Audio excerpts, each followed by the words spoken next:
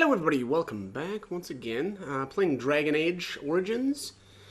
And I'm actually starting out in the camp. We just took care of the Lothering quests in the last video. And actually wanted to... so it's possible. Like, why can't I move? I actually want to go through some of the dialogue in order to improve character affections here. I'm going to start out with Leliana. I actually really want to increase her affection to the point where eventually we'll be able to unlock the Bard specialization. And I really actually want to do that because I respect Leliana using a mod, and unfortunately when you respect her you lose that the talent in her Bard, or the point respect, the specialization point that she's got for her Bard. So anyways, let's get this started. Yes? Let's see. I'd like to talk. Well, here I am. This vision of I knew yours. this would come up sooner or later. I don't know how to explain, but I had a dream. In it, there was an impenetrable darkness. It was so dense, so real. And there was a noise, a terrible, ungodly noise. I stood on a peak and watched as the darkness consumed everything. And when the storm swallowed the last of the sun's light, I fell, and the darkness drew me in. Ooh, interesting. So you dreamed of the Blight? I suppose I did. That was what the darkness was, no? When I woke, I went to the Chantry's gardens, as I always do. But that day, the rosebush in the corner had flowered. Everyone knew that bush was dead. It was grey and twisted and gnarled, the ugliest thing you ever saw. But there it was, a single beautiful rose. It was as though the Maker stretched out his hand to say, even in the midst of this darkness, there is hope and beauty. Have faith. And this made you want to help me? In my dream, I fell. Or maybe I jumped. I'd do anything to stop the Blight. I know that we can do it. There are so many good things in the Maker's world. How can I sit by while the Blight devours everything? I mean, regardless of her what motivated her to do that, like her heart is in the right place, right? Or, like, even if the story doesn't actually mean what she thinks it does. So it says, the Chantry says the Maker has left us. He's still here. I hear him in the wind and the waves. I feel him in the sunlight that warms my skin. I know what the Chantry says about the Maker, and what should I believe? What I feel in my heart, or what others tell me? Alright.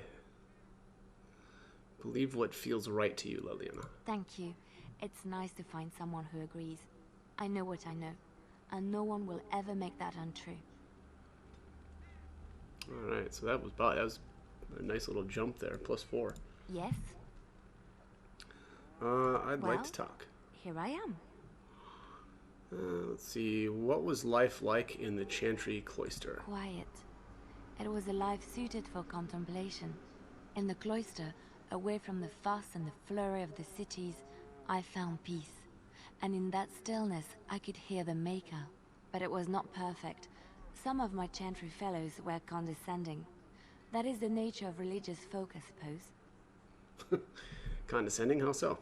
When I talked about my beliefs, that the Maker reveals himself in the beauty of his world, they treated me with disdain. They want to believe that he's gone, so that when he turns his gaze on them, it means they are special, chosen. He cannot possibly have love for all, the sick and the weary, the beggars and the fools. What did you say to them? What can I say to them? What they believe is what the Chantry says, and the Chantry is infallible, yes? Maybe I am wrong. But it is the Maker's place to decide if I am worthy, not men, not the Chantry. But there is work to be done, and I have talked enough for now. Alright. 4 more, huh? +6 neutral. That feels low for how many... Maybe I actually didn't get any for that last conversation. Well, here I am. All right, what would someone like you be doing in Lothering's Chantry? What is meant by someone like me? Let's see. You know, a beautiful, charming woman like yourself. And there were no beautiful, charming women in the cloisters, you think? You would be wrong. There were many lovely young initiates in the Lothering cloister, all of them chaste and virtuous. It added to their mystique, because then they were forbidden, and forbidden fruit is the sweeter, no? Oh my. All right. Wow. What about your fruit? Is it forbidden? My fruit? I... Oh, I can't believe I'm having this conversation. But no, I did not take vows. The Chantry provides succor and safe harbor to all who seek it. I chose to stay and become affirmed. And what did you do before that? I was a traveling minstrel in Orlais. Tales and songs were my life. I performed, and they rewarded me with applause and coin. And my skill in battle? Well, you pick up different skills when you travel, yes? Yes, of course. Let's move on. All right. Okay. So yeah, up to +8. Yeah, so that's working out. Let's see. Here's a codex entry on Liliana. Interesting. Minstrel, assassin, and spy. Yeah. Oh, all right. Yes? Let's keep going here. All right, Well, I'd like to talk. here I am. You were a traveling minstrel. Do you have any tales to share? Of course I do. I love stories far too much to keep them to myself. Everyone should be able to benefit from them, I think. Tell me about the Darkspawn. Chantry lore says it is man's pride that created the Darkspawn. In ages past, the mages of the Tevinder Imperium ruled much of the world we know. In their pride, they thought their magics invincible and imagined that they were greater than the Maker himself. So thinking, they invaded his golden city, planning to take it for themselves and depose their own creator. But they were impure and full of sin. And it is with the sin that they tainted the golden city, corrupting it forever. The Maker cursed them and cast them from his sight. Wherever they went, they spread the taint of their sin. Any land that was touched by the taint became blighted and would suffer no life. Instead, the Darkspawn arose to torment us and remind us of our hubris. Okay. Know any stories from Orlais? Of course, Orlesians enjoy telling stories. I shall tell you my favorite tale of Aveline, the Knight of Orlais. That sounds interesting. A long time ago, a girl child was born to a farmer. He had hoped for a son, not a daughter, and so he told his wife to abandon the child in the woods. Before the cold could claim her, the baby was found by a tribe of Dalish elves who took pity on the poor mewling thing and raised her as their own. Aveline, for that is what they called her, grew strong and quick and clever under the guidance of the elves. She learned to wield the sword as well as any man, could kill a deer with an arrow at 100 paces, and was as graceful on the back of a horse as she was on foot.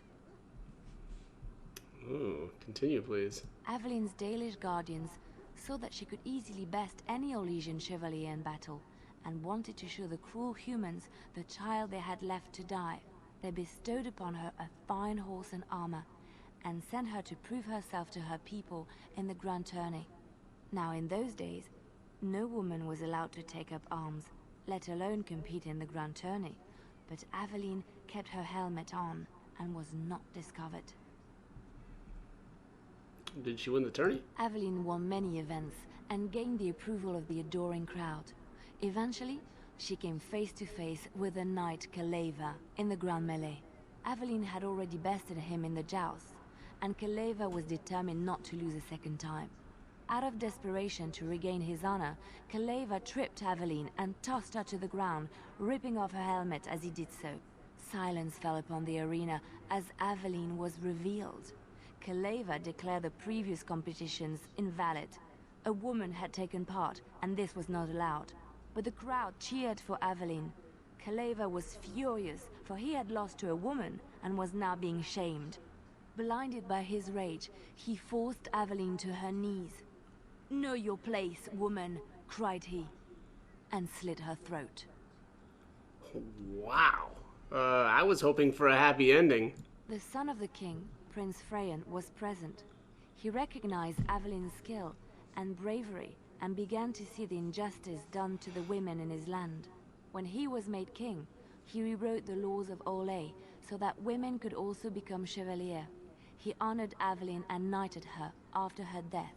And to this day, any female who is knighted reveres Aveline the Brave, for she is the patron of all women chevalier. Alright, I like that. Do you know of any Ferelden legends? I know one, told to me by my mother a long time ago. It always chilled me to the bone. Maybe you have heard of Flemeth? Oh, yeah. Morgan's mother was called Flemeth. Are you sure? Was she the Flemeth of legend? Flemeth, the devourer of men? Flemeth, mother of witches? Flemeth, demon-touched, who dwells in the mists? Yeah, that sounds like her. She didn't really introduce herself as such. Ferelden mothers scare their daughters with talk of Flemeth. They say that if you're bad, Flemeth will spirit you away and bind you to her forever. They also say that Flemeth mourns her lost beauty and will steal yours through your looking glass if she catches you. Tell me the whole story. Flemeth's beauty was known throughout the land. She had hair like unto a moonless night, skin as pale as winter's first snow, and eyes as beautiful and perilous as the sea. When she came of age, she came to the attention of the Lord of Highever, Conobar, and he took her for his wife. Conobar soon learned that his young bride had the gift of magic. He kept this a secret, for he feared that she would be taken from him. Flemeth stayed with Conobar for some years, and with his blessing, she practiced her art. And then one day, a young poet named Osen came to the castle. Flemeth was captivated by Osen's voice, and he by her beauty, and they fell in love. Oh boy, the plot thickens. Flemeth longed to be with her true love, and she and Osen fled from Conobar's lands, seeking refuge in the Kokari wilds with the Chasing tribes. They lived there happily for many a year, till the day Flemeth received news that Conobar was dying and longed to see her face one last time. Flemeth's heart swelled with pity for the man who once was her husband, and begged Osen to return to Conobar's side with her. But when Flemeth and Osen entered Highever, they were captured by Conobar's men, and Osen was slain in front of Flemeth's eyes. Flemeth was imprisoned in the highest tower of the castle, there to await Conobar's judgment on her. Distraught at the loss of her love, Flemeth plotted revenge against her husband. She summoned a fey demon, intending for it to wreak vengeance on Conobar. But a spell went awry. The demon possessed Flemeth. Turning her into an abomination, the halls of the castle ran red with blood as Flemeth slaughtered Conobar and all his men. The last of Flemeth's humanity melted away, and at dawn, she stole back to the wilds to plot and scheme for 100 years. They say she took to her side many Chasing men, and with their help, begat her daughter witches, who even now prowl the dark places of the Kokari wilds. Alright, that sounds great. There was another story I wanted to hear. Which one? Do you know anything about the Dalish? I have heard a little about how the elves gained their freedom from the Tevinter Imperium. When Andraste began her exalted march against the Imperium, the elves joined her cause to fight their masters. The great elven leader, Shatan, born in captivity, rose up to lead his people. He foresaw a future where the elves were free. Shatan was killed when Andraste was betrayed, but the elves continued to fight, eventually breaking free of the Imperium. The elves claimed the Dales in the south and settled there in a land of their own. It didn't last. The elves lived in the Dales for centuries. They resurrected the worship of the elven gods and would allow the building of no chantry. This angered the chantry, and the hostility between the two factions finally broke out in open war. The chantry says the elves struck first, but I do not know whether to believe it. The chantry declared a holy exalted march against the elves, named for Andraste's similar march against Tevinter. During the exalted march of the Dales, the elven cities were sacked, and the elven state completely dissolved. Some of the elves bitterly accepted their fates and surrendered to human rule, living in the human cities as second-class citizens. But others, still fiercely proud of their heritage, refused to bow to the humans, and instead became homeless wanderers. They were the elves of the Dales, the Dalish. What do you know about Andraste? Andraste was the Maker's chosen. The Maker had long since abandoned the world when the sound of her singing turned his ear. Beauty, grace, and wisdom enraptured him, and he offered to take her from this flawed world to become his divine bride. But Andraste had an earthly husband and would not forsake him. Instead, she beseeched the Maker to return to his people once more. So earnest was her plea that the Maker was moved, and promised that he would create a paradise on earth if all abandoned their false gods and turned once more to him. And this is why Andraste began her exalted march on the idolaters of the Tevinter Imperium. The Maker granted her his powers with which to smite her enemies. Andraste brought the Imperium to its knees, and her victories converted many to the worship of the Maker.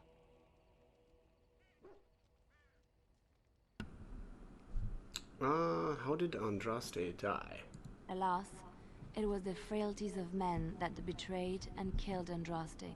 Her earthly husband, Maferath, a chieftain of the Alamari tribes himself, grew jealous as his wife's popularity and influence overshadowed his own. She was also revered as the Maker's betrothed, and Maferath began to see their own bond waning in significance as Andraste became ever more devoted to the Maker. Out of envy and spite, Maferath made a pact with the Archon Hysarian of Tevinter, allowing his beloved Andraste to be ambushed and captured. Andraste was burned at the stake in Minrathous, the capital of Tevinter.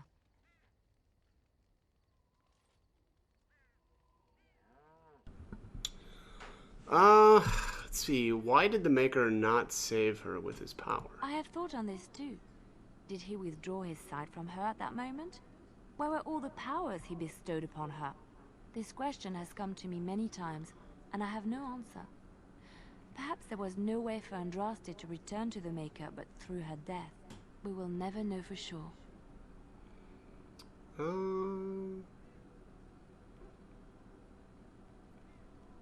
What was this about Shut? When Andraste began her exalted march against the Imperium, the elves joined her cause to fight their masters. The great elven leader, Shatan, born in captivity, rose up to lead his people. He foresaw a future where the elves were free. Shatan was killed when Andraste was betrayed, but the elves continued to fight, eventually breaking free of the Imperium. The elves claimed the Dales in the south and settled there in a land of their own.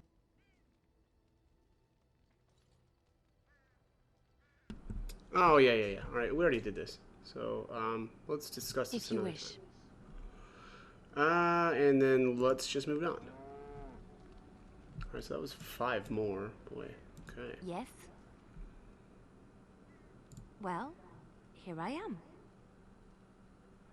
Of course I do. I love stories far too much to keep them to myself. Everyone should be able to benefit from them, I think. I think I may have explored all these options already. Which one? Andraste. It will come to you soon, I'm sure. Yeah, we're all done. Alright. Oh, never mind. Let's see, can we... Not sure, I don't know if I have any gifts for her or not. Oh yeah, I do. I must not be able to Can we not give gifts in the... Yeah, maybe we can't give gifts here in the camp. Yes? Let's, before I do anything else here, yeah, let's head back out here. Do, Indeed. Liliana, Indeed. Yes. Alistair, accept.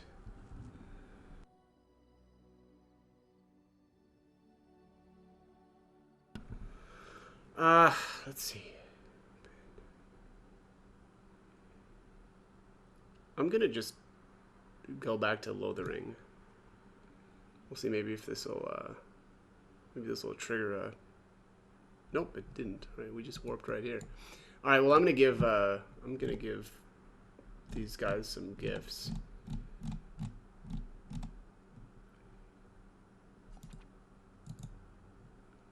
Oh, I need to... What is I it? think I need to actually select her.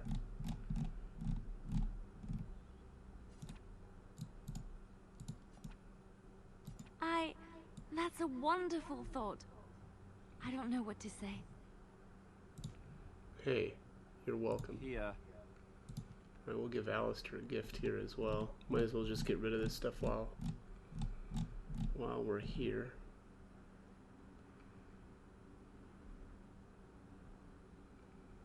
Small carving of a robed woman.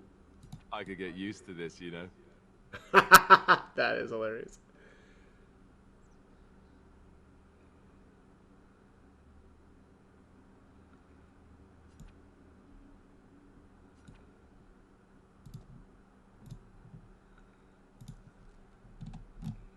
Oh, the dog is already maxed out, so is there even any reason to give it a gift?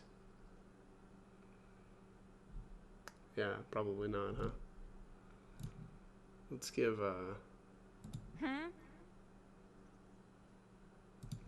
give Liliana some more stuff here. She's at plus 23 already. Jeez. All right.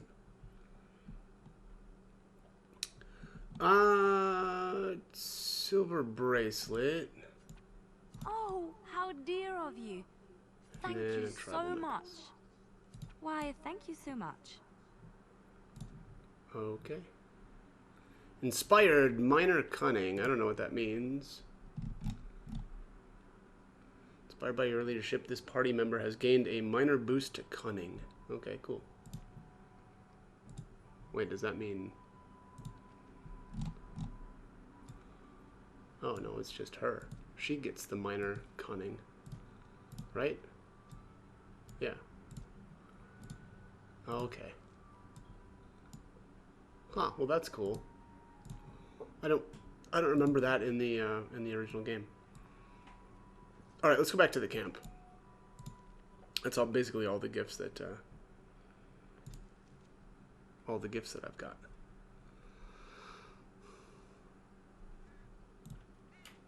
And I want to see if anything has changed for her. Hey, wake up. Did you always live in an alienage? Was it very terrible? Sometimes. I have never been to the Denerim alienage, but I hear that life is hard and there is so much squalor. In Orlais, most Alvan servants live in the homes of their masters, often in great wealth and luxury. Let's see. I did not know that. I've known elven servants with servants of their own. A well-trained elven servant is highly valued in Orlais. They are nimble and dexterous, and many people find them pleasing to look at.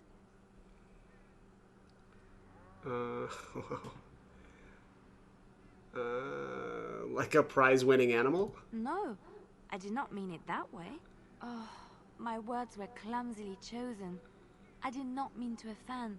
I am sorry.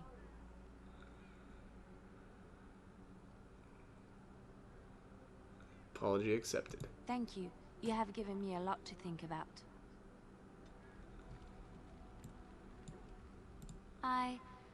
Have I ever told you I really like the way you wear your hair?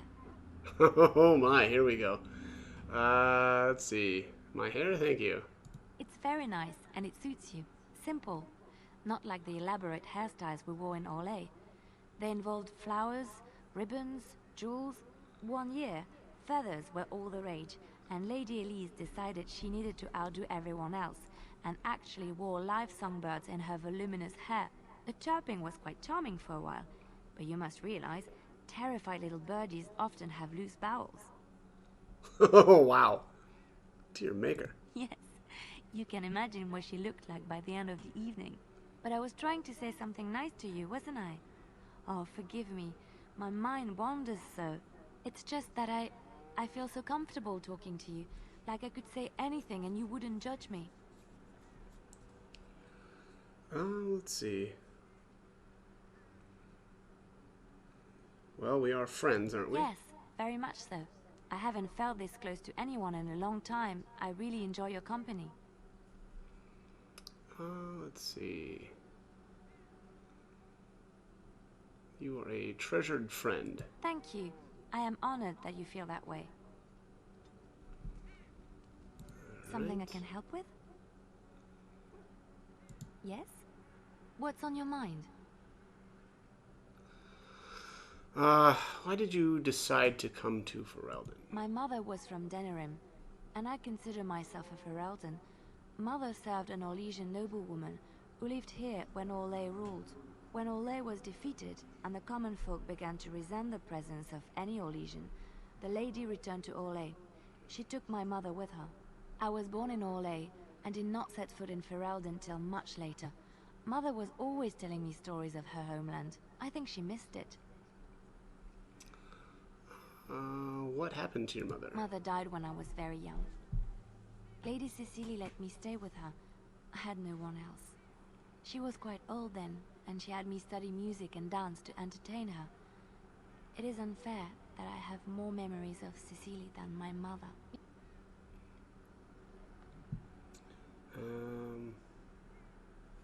You were young, it's understandable. Strangely, the only thing I really remember of Mother was her scent. She kept dry flowers in her closet amongst her clothes. Small white Ferelden wildflowers with a sweet fragrance. Mother called them Andrastis Grace. They were very rare in Orlais. But enough about that. Let us move on. Something I can help with? Yes? What's on your mind? Do you miss anything about Orlais? Oh, hang on a sec. I think this is the bard specialization here. So I heard that in Orlais, minstrels are often spies. Where did you hear this? Someone told me this a long time ago. And you believe everything you hear? Not all minstrels are spies. Most are just singers and storytellers. But some of them are what we call bards. What's the difference? Many use the two words minstrel and bard interchangeably, but to do so in Orlais would cause misunderstanding. Bards are minstrels and more. Spies, as you say. Some say there is a bard order, but I don't think this is true. Many bards work alone or in small groups, doing the bidding of a patron who pays for their services. If there is an organization behind it all, no one knows who they are. Patron? What sort of patron? Nobles mostly. In Orlais, there is much rivalry amongst the highborn. They fight over land, influence, and the favor of the empress. But they cannot do this openly because it is impolite, and in public, they wear smiling faces and pretend to be civil.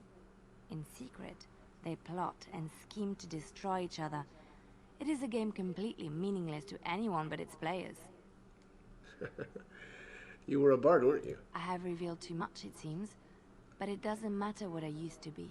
It is the past. But why were you living why were you living cloistered sister in rural Ferelden? I found myself in Ferelden and sheltered from bad weather in the Chantry. And when the storm passed, I just did not want to leave. I like to say the Maker brought me here. Okay. Something I can help with? Can you teach me to be a bard? I don't think you have the correct aptitude. I could give you some pointers, though. You may be able to pass them on to someone you know. Let's just go over there, away from the others. For safety, yes? I expect there shall be daggers flying about willy-nilly for a time. Alright. There it is. There's the specialization unlocked. Something I very can good. help with? Let's see. Yes? What's on your mind? That might be it for the I miss Val conversations Royeaux. with her. Unlike other cities where the people are the lifeblood and the character, Val Royeaux was her own person, and her people little more than decorations. There was always music in Val Royeaux, streaming from the many windows, quiet refrains and triumphant choruses, and always, floating above that all, the chant, coming from the Grand Cathedral. It was magnificent.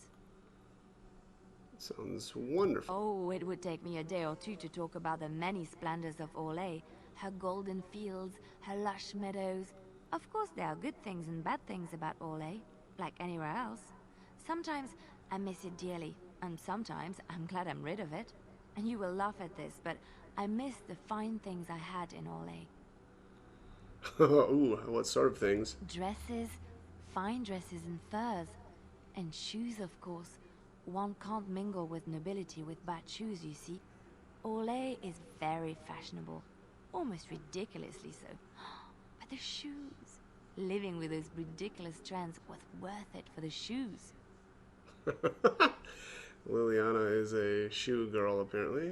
What's so special about shoes? Well, they're shoes. They're pretty. Some of them anyway. When I left Orlais, the fashion was shoes with delicate tapered heels and embellishments in the front. A ribbon, perhaps, or embroidery. In soft colors, of course. It was spring. That sounds lovely. I had my eye on a pair my shoemaker was working on. It was covered in pale blue silk with amber beads on the toe. The shoes made in Orlais were exquisite. Not at all like these clunky fur-lined leather boots you have in Ferelden. Ugh, just look at them. I know, right? So ugly and shapeless. They're sturdy shoes, but sometimes a girl just wants to have pretty feet. Oh, I could talk about shoes all day, but we have things to do, don't we? Alright. Something I can help with?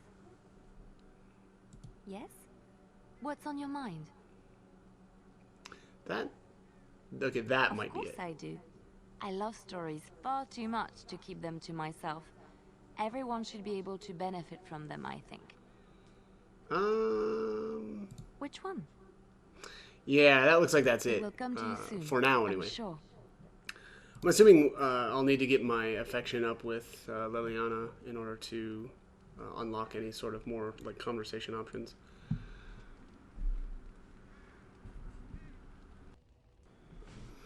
All right, so this is gonna look a little bit weird. Probably the last segment there was all stuff happening in the camp, but I actually did come back into Lothering. I wanted to buy what was that?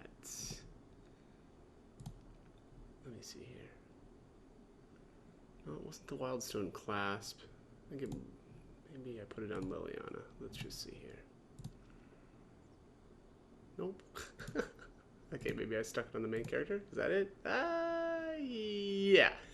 Alright, so this is the Amulet of Accord. That was right from, was it Baron or Baron, something like that. The guy in the bar, basically. Or the inn. I guess maybe that's what it's supposed to be. But anyways, I picked this up. So it says reduces hostility and then plus 10 physical resistance and plus 2 armor. So it's, nothing really fancy, but I figured why not grab it while I can. It's not going to be much, I should say it's not going to be available much longer, but let's head back out here, and I'm going to go back to the camp one more time. I think Liliana's next set of conversations is ready, so we're just going to head back to the party camp. I lied to you, about why I left Orlais. Let's see. Why? I didn't feel like talking about it then. What happened to me? Maybe it will affect us, maybe not, but you should know. I came to Ferelden and the Chantry because I was being hunted in Orlais. Ooh, hunted? What for? I was framed, betrayed by someone I thought I knew and could trust. Marjolaine. She was my mentor and friend.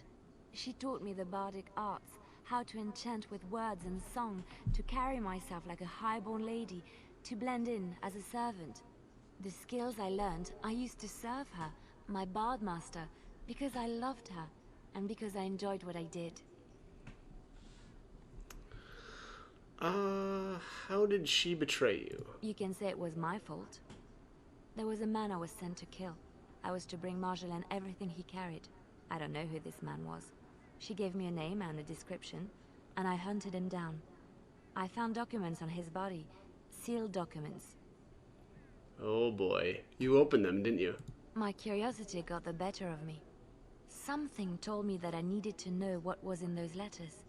Marjolaine had been selling all kinds of information about Orlais to other countries, Nevarra and Antiva among others. It was treason. Ooh. Isn't that what bards do? Some. But I had always assumed Marjolaine only operated within Orlais. This was an unhappy surprise for me. My life as bard taught me that my loyalties should be kept fluid. My concern was not that she was a traitor, but that her life would be in danger if she was caught. Orlais has been at war with so many countries. It takes a harsh view of such things, as I later discovered. What do you mean? I should have left well alone, but I didn't. I had to tell Marjolaine I feared for her life. She brushed aside my concern.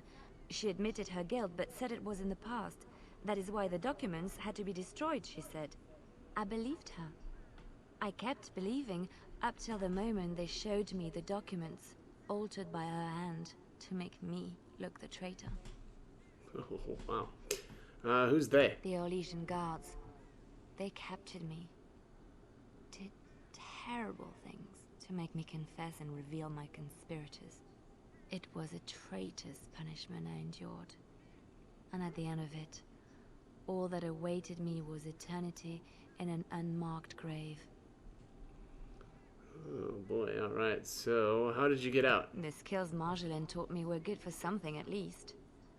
I broke free when I saw the opportunity. I did not seek Marjolaine out. If she thought I was coming for her, she would have me caught again.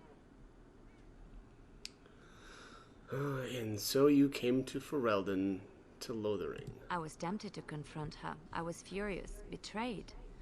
But what could I do against her? And so I fled to Ferelden, to the Chantry and the Maker. Ferelden protected my person, and the Maker saved my soul. And that is the reason I am here. The real reason. No more lies between us, at least in this. Alright. Came clean. Let's see.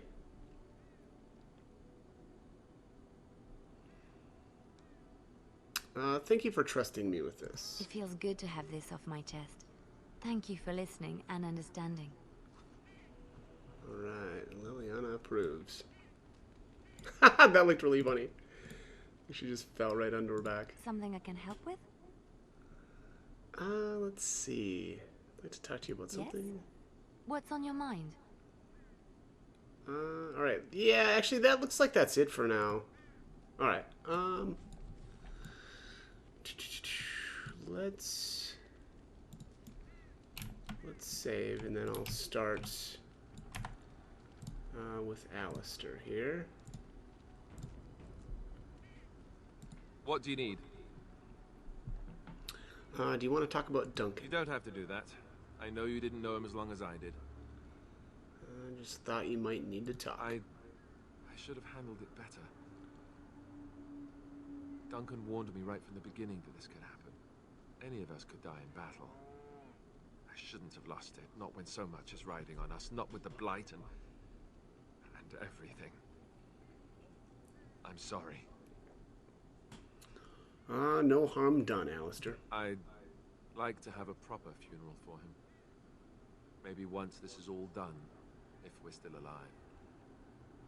I don't think he had any family to speak of. What about the other Grey Wardens? I don't know. I have no idea what the Grey Wardens do for their... when they fall in battle. Have you had someone close to you die? Not that I mean to pry, I'm just... Let's see. I've lost enough to know what you're going through. Yes, I imagine you really have, haven't you? Thank you. Really, I mean it. It was good to talk about it, at least a little. Anytime, Alistair. Alright. What do you need? I'd like to ask you something. Ask away. What can a Templar do, exactly? Essentially, they're trained to fight. The Chantry would tell you that the Templars exist simply to defend. But don't let them fool you. They're an army. The other main purpose for a Templar is, of course, to hunt mages. To that end, we train in talents that drain mana and disrupt spells. So couldn't others learn these talents? Perhaps, but there usually isn't much of an opportunity. The Chantry keeps a close rein on its Templars. We are given lyrium to help develop our magical talents, you see. Which means we become addicted. And since the Chantry controls the lyrium trade with the dwarves, well, I'm sure you can put two and two together. Interesting. Okay, so you were addicted to this lyrium? Thankfully, no. You only start receiving lyrium once you've taken your vows. You don't need lyrium in order to learn the Templar talents. Lyrium just makes Templar's talents more effective. Or so I was told. Maybe it doesn't even do that. The Chantry usually doesn't let their Templars get away either, so they can spread their secrets. I'm a bit of an exception. Lucky me. Alright. What do you need? Next. Ask away. Can you teach others to be a Templar? I suppose I could. But I really would rather not. When the Grand Cleric let Duncan recruit me, she made me swear never to reveal Templar secrets outside of the Chantry. I'd rather not go back on my word. You don't think this is important? Of course I do. It's just... I don't think you necessarily need Templar secrets to defeat the Darkspawn. Ask me later, perhaps. Maybe I'll change my mind. This is not something small you're asking, after all. Yeah. I'm sure it's probably like once you hit 25 affection, much like Liliana, that'll teach you that spec. What do you need? I don't really care. I'm actually going to be using a mod that unlocks all the specializations anyway, so that probably isn't going to really matter that much. I had kind of considered not doing that, but I just figure, I don't know, why not? I already did the respec thing too. I just kind of feel like that's the way it should be anyway. Partly the specializations, at least, you can kind of look at them as rewards for accomplishing certain things in the game. But I don't know. I just kind of feel like it's not going to be the end of the world to just unlock them. We're going to end up kind of visiting all the places where they would be unlocked anyway. But I don't know. Also, the fact that it's all of them are kind of related to certain areas, and while again we'll end up going through everything and basically unlocking all of them regardless anyway, but I kind of wanted to not be forced into if I want to get Arcane Warrior, for instance, I don't really necessarily maybe want to do the Dalish Elven area first. So, again, I just kind of figured let's just unlock them and not have to worry about it. But anyways, all right, let's get back to this. So I'd like to ask you something. Tell me about the Grey Wardens. Such as they are. Where are the nearest Grey Wardens from here? That's a good question. There's plenty in Orlais, but who knows where they might be found. And the nearest Orlesian city is weeks away. If we go north and cross the sea, there's bound to be some in the Free Marches. Again, however, I just don't know where. I don't know anything about Grey Wardens in other lands. Okay. So what happens now that there's just two of us? I imagine that eventually the Grey Wardens outside of Ferelden will wonder what's happened. Why there's no contact from Duncan or someone. They'll send someone eventually. Though who knows what Loghain's people in Denerim will tell them. Maybe they won't send anyone. We could try to contact them. But that would mean leaving Ferelden, and even if we did, they couldn't come back with us in time to stop the Blight. So that means whatever happens, it's up to us. Boy, that's pretty grim. Is there a headquarters somewhere? Here in Ferelden, there's our compound in Denerim at the palace, but that's it. Loghain will have control over that and be watching it, no doubt. Beyond that, the only place I know of is Weishaupt Fortress. That's the headquarters of all Grey Wardens in the Anderfells, 1,000 miles from here. But I've no idea how to even contact them. So unless we try to get back to the compound in Denerim, I suppose the answer is no. There's nowhere for us to go. The way that he said that was very funny. All right. Well, we need to start rebuilding the Order. I mean, eventually we would have to use the joining to make more Grey Wardens, right? But I don't know how to do the joining, or what's involved. I know it involves lyrium and some other magic, and that it's really difficult to prepare, but that's it. Unless we can find out more about the joining, I guess we better get used to the idea that there might only be two of us for now. Until more come from elsewhere. All right. What would happen if we just left? Just left? You mean just left Ferelden? I don't know. If there's an archdemon, however, we're supposed to be the only ones who can defeat it. And that means the Blight would grow unchecked. Eventually, other Grey Wardens in Orlais and other lands would hear about it, and they would come to fight it, but they wouldn't come in time to save Ferelden. There's no way. I'm not going anywhere. All right. I have no more questions. About the Grey Wardens, anyhow. Fair enough. What do you need? Ask away. How did you become a Grey Warden? Same way you did. You drink some blood, you choke on it, and pass out. You haven't forgotten already, have you? God, he's hilarious. I mean, before that. Let's see. I was in the Chantry before. I trained for many years to become a Templar, in fact. That's where I learned most of my skills. You don't seem like the religious sort. You're telling me I was banished to the kitchens to scour the pots more times than I can count. And that's a lot. I can count pretty high. The Grand Cleric didn't want to let me go. Duncan was forced to conscript me, actually, and was she ever furious when he did. I thought she was going to have us both arrested. I was lucky. You think Duncan took pity on you? I don't know. Maybe. When he came looking for recruits, I just remember praying fervently to the Maker that he would pick me. I'll always be thankful to Duncan for recruiting me. If it hadn't been for him, you know, I wouldn't have. I shouldn't have brought him up. No, it's... I'm sorry. I shouldn't be. It's fine. He died a hero. They all did. Come on, let's go. I think I'm done talking. Right.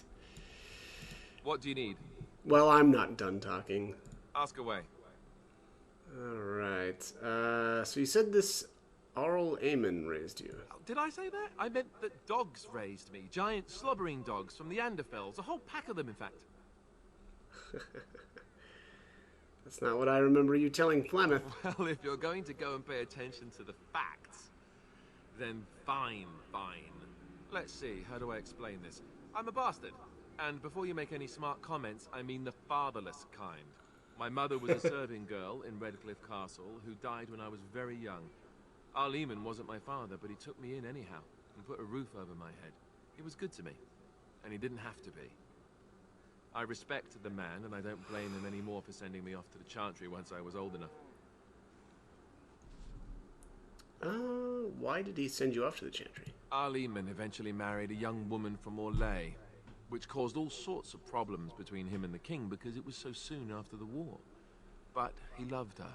Anyhow, then you, Arlessa, resented the rumors which pegged me as his bastard. They weren't true, but of course they existed. The Arl didn't care, but she did. So off I was packed to the nearest monastery at age 10. Just as well. The Arlessa made sure the castle wasn't a home to me by that point. She despised me. I think we actually end up meeting her. I can't remember her name, but you were probably luckier than most orphans. I suppose you're right. I wasn't raised as the Jarl's son, though, if you're picturing that. I slept in hay, out in the stables, not on silk sheets. I remember I had an amulet with Andraste's holy symbol on it. The only thing I had of my mother's. I was so furious at being sent away, I tore it off and threw it at the wall and it shattered. Stupid, stupid thing to do. The Jarl came by the monastery a few times to see how I was, but I was stubborn. I hated it there, and blamed him for everything. And eventually, he just stopped coming. And you think the Jarl will help us? I think so, yes. This news we've heard about him being sick disturbs me, though. I wonder if we won't discover that Loghain has come to the same conclusion as we have. Anyway, that's really all there is to the story. Okay. What do you need? Ask away. Why have you remained a Templar if you hate the Chantry? Have you seen the uniform? It's not only stylish, but well made. I'm a sucker for good tailoring. Oh my god. Ah.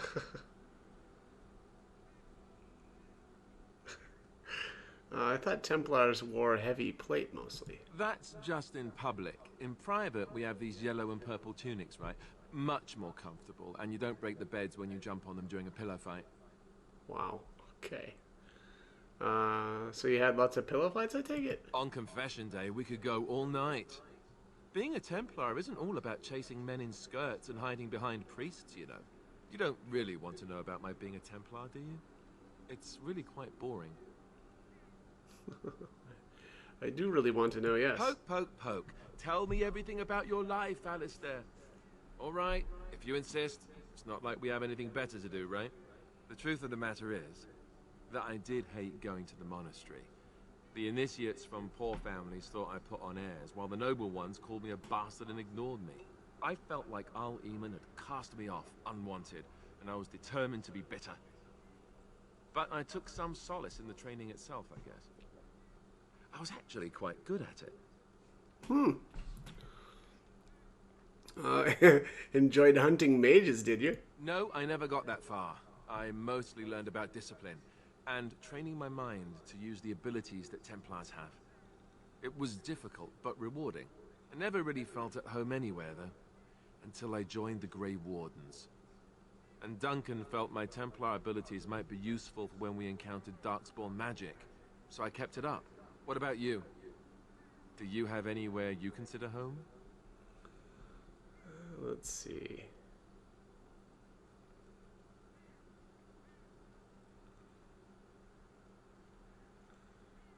Oh, this is cute. I guess my home is with the Grey Wardens now, with you. It is. I didn't know you felt that way. We won't always be traveling like this, you know. Once the war is over, once the Blight is... well, a time will come when we'll have to think about having a real home again. Though that seems like a far ways off. And I suppose the Grey Wardens are gone for good. Either way. Let's see. They can be rebuilt. I suppose you're right. We can create new Grey Wardens, but we'll never get back those we lost. I wonder if it would ever feel the same. Anyhow, now I've sidetracked us. We'd better get back to what we're supposed to be doing right now. All right. What do you need? Ask away. Oh, I think I'm done here now with Alistair. Such as they are. About the Grey Wardens, anyhow. Fair enough. What do you need? Looks like we're done here. All right, fella. Let's go talk to Sten, I guess. Ugh. Why are we stopping? I think we should talk for a moment. There are darkspawn to be fought. Is this delay needful? I need to know if I can trust you at my back. I am Kunari. I have given my word to aid you. We are not people of idle promises. Are you all right? You were in that cage for weeks. You are concerned. No need. I am fit enough to fight. Actually, I'm liking this even more. He's like a man of few words. I've never seen a Kunari fight before. Tell me about your people. No. No, why not? People are not simple. They cannot be summarized for easy reference in the manner of... The elves are a lithe, pointy-eared people who excel at poverty. Wow, I mean, a little hostile, aren't we? Many humans have said that to me. I do not understand it. If I were indeed hostile, you would be bleeding.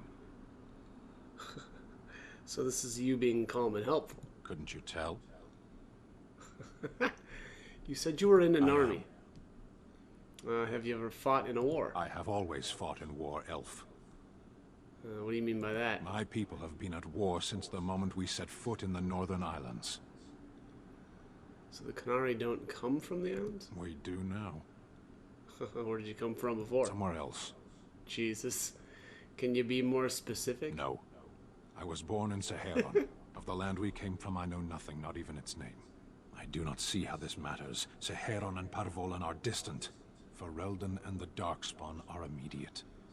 That's fair. What made you decide to become a soldier? Decide. I am a Sten of the Beresad. I did not choose to be who I am any more than you did. Why would the Kunari send soldiers here? The Antam are the eyes, hands, and mouth of the Kunari. We are how my people know the world. Doesn't that make your view of things a little skewed? Compared to what?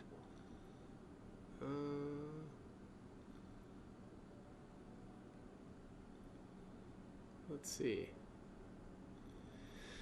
You might learn more about people if you weren't hostile. What does anyone truly know of the world? The world changes. We change. The Antam observe what we can, just as you do. Never mind, I have other questions. There is no point to this. We are keeping the Darkspawn waiting. What's your hurry? What a strange language you speak. You say hurry, where I would say duty. It's not your duty to handle the Blight, though. No, it is yours, and you are chatting with me instead. We should get moving. As you wish. Wow, I got disapproval from that. Yes. What were you doing in that cage? Sitting, as you observed. It's not what I meant. It's what you asked. Are you going to answer my questions? I did. Parshera, was there anything else? I have a question. I am hardly surprised. Why did you come to Ferelden? To answer a question. What was this question? The Arishok asked what is the Blight. By his curiosity, I am now here. What's an Arishok? The one who commands the Antam, the body of the Kunari. So he's your Kunari king? have no kings. What do you have, then? Little patience for endless questions. Did you find the answer to his question? A portion of it. Don't you have to report back, then? Yes. When are you going to do that? Never. I cannot go home. Why not? It doesn't matter now. Can we move on? We keep the Darkspawn waiting. I wanted to discuss something you mentioned. Speak, then. Oh, okay, Then I apparently not. suggest we move on. I have a I question. am hardly surprised. Oh, wow. Very well. We're completely out of topics, As you then. wish. Wow, even more disapproval. This guy's a tough nut. Okay, I'm going to keep going with the affection levels here. I think the next person I'm going to talk to is Morrigan. I don't know if I'm going to do anything with the NPC that I added that are modded in, right? Roland, I guess is like Sir Gilmore. We'll see. What do you wish of me? I'd like to ask you something. If you must. How did you become a shape changer? I was not born such. 'Tis a skill of Flemeth's, taught over many years in the wilds. The chastened have tales of we witches, saying that we assume the forms of creatures to watch them from hiding. When a child is alone and separate from his tribe, that is when we strike, dragging the young boy kicking and screaming to our lair to be devoured. A most amusing legend. Your mother has been doing this for a long time then? Changing her form, certainly. Devouring lost children, I cannot say. She has not done it in my experience, though in truth my lifespan is but a fraction of her own. Why do you ask? Is there something specific you wish to know? Can you change into other human forms as well? The form of an animal is different from my own. One may study the creature, learn to move as it does, think as it does. In time, this allows one to become as it is. I gain nothing by studying another human. I already am the same as they are. I learn nothing. So the answer is no, my human form is the only one I possess. Can anyone become a shape changer? Anyone with sufficient will, but the act of transformation is a magical one. 'Tis a spell and thus requires a mage's talents. Indeed, you could learn the spells required if I cared to teach you. So yeah, it's probably obvious, but she can teach you the shape-shifting like skill set. I don't think I'm gonna go that route, and I'm actually going to respec Morrigan as well to actually respec her out of it. But all right. Anyways, do you spend a lot of time as an animal? There were nights when the wilds called to me. 'Tis true. You look upon the world around you and you think you know it well. I have smelled it as a wolf, listened as a cat, prowled shadows that you never dreamed existed.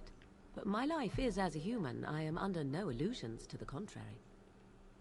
And what other animals think of you when you're... Wait. And what do other animals think of you when you're changed? They do not shy away from me. To their senses, I believe I seem like any other of their species.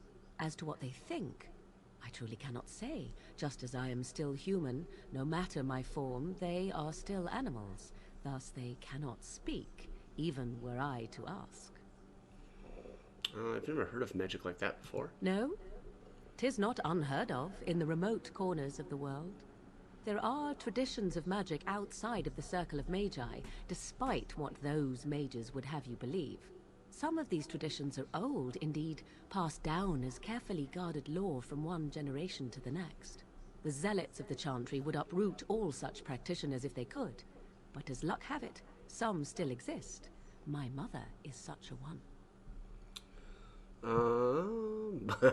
By practitioners, you mean apostates, don't you? Not all apostates use the forbidden blood arts. Maleficarum do, but to condemn all who do not fall under the Circle's thrall for the sake of what might be is a dangerous path to walk. There are those who look on the word apostate as meaning freedom. That's all I wanted to ask. Indeed. Have you an opinion on my abilities, then? Am I an unnatural abomination to be put to the torch? Let's see here. I'm gonna go with, I think your abilities sound quite useful. A most practical opinion. Far more so than any man I have spoken to. But enough of such talk, let us proceed lest the dust gather on us. Alright, Morgan approves. What do you wish of me? Let's see. I'd like to ask you something. If you must. Did you grow up in the Kokari Wilds? Why do you ask me such questions? I do not probe you for pointless information, do I? You could if you wanted to. Oh, what luck. What is it you asked if I grew up in the wilds? A curious question. Where else would you picture me? For many years it was simply Flemeth and I. The wilds and its creatures were more real to me than Flemeth's tales of the world of man. In time, I grew curious. I left the wilds to explore what lay beyond, never for long. Brief forays into a civilized wilderness. And you remained unnoticed? For the most part. Flemeth taught me well. For all that I had been taught, however, the truth of the civilized lands proved to be overwhelming. I was unfamiliar with so much. So confident and bold was I, yet there was much that Flemeth could never have prepared me for. Very daring, that sounds like you. Equal parts daring and foolhardy, perhaps. Only once was I accused of being a witch of the wilds, and that by a chastened who happened to be traveling with a merchant caravan. He pointed and gasped, and began shouting in his strange language, and most assumed he was casting some curse upon me. I acted the terrified girl, and naturally, he was arrested. Let's see. That was quick thinking. Men are always willing to believe two things about a woman. One, that she is weak, and two, that she finds him attractive. I played the weakling and battered my eyelashes at the captain of the guard. Child's play. The point being that I was able to move through human lands fairly easily. Whatever humans think a witch of the wild looks like, 'tis not I. Not that I did not have trouble. There are things about human society which have always puzzled me, such as the touching. Why all the touching for a simple greeting? Let's see here. Were you upset by all the bad touching? At least with that sort of touching, I would have been able to intuit the intent with far greater ease. There were many nuances that Flemeth could never tell me of. When to look into another's eyes. How to eat at a table. How to bargain without offending. None of these things I knew. I still do not understand it all, truth be told, but then I gave up long ago any hope of doing so.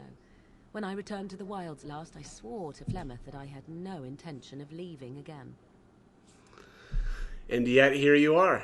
Yes, here I am. Well, let's get on with it before the ground opens up and swallows us, yes?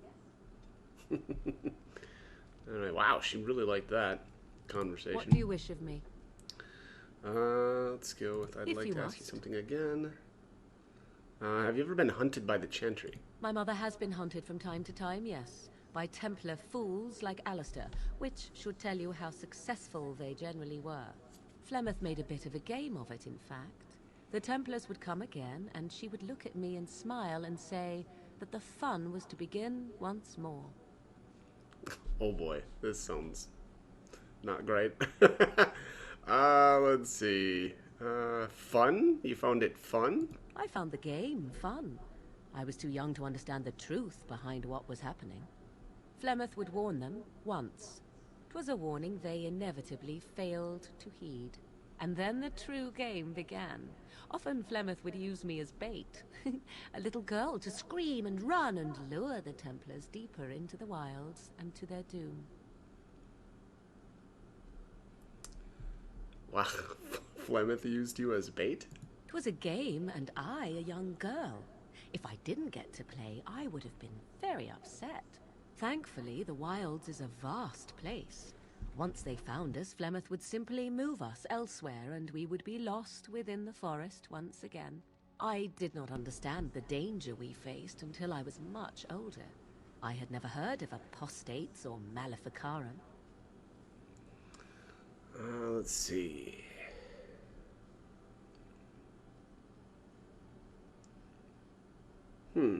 Yeah, this is a tough one. What exactly is an apostate? You do not know. The Zealots use that word for any magic they do not control.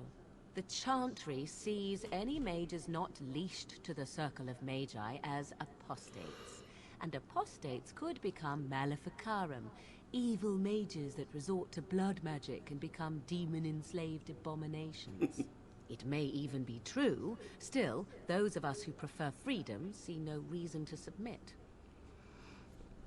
Let's see. Have you no responsibility to those around you? Responsibility to whom, exactly? I will point out that we lived in the middle of a remote wilderness. Granted, eventually we might become dread abominations and endanger others. Possibly. Such is simply the price that nature demands.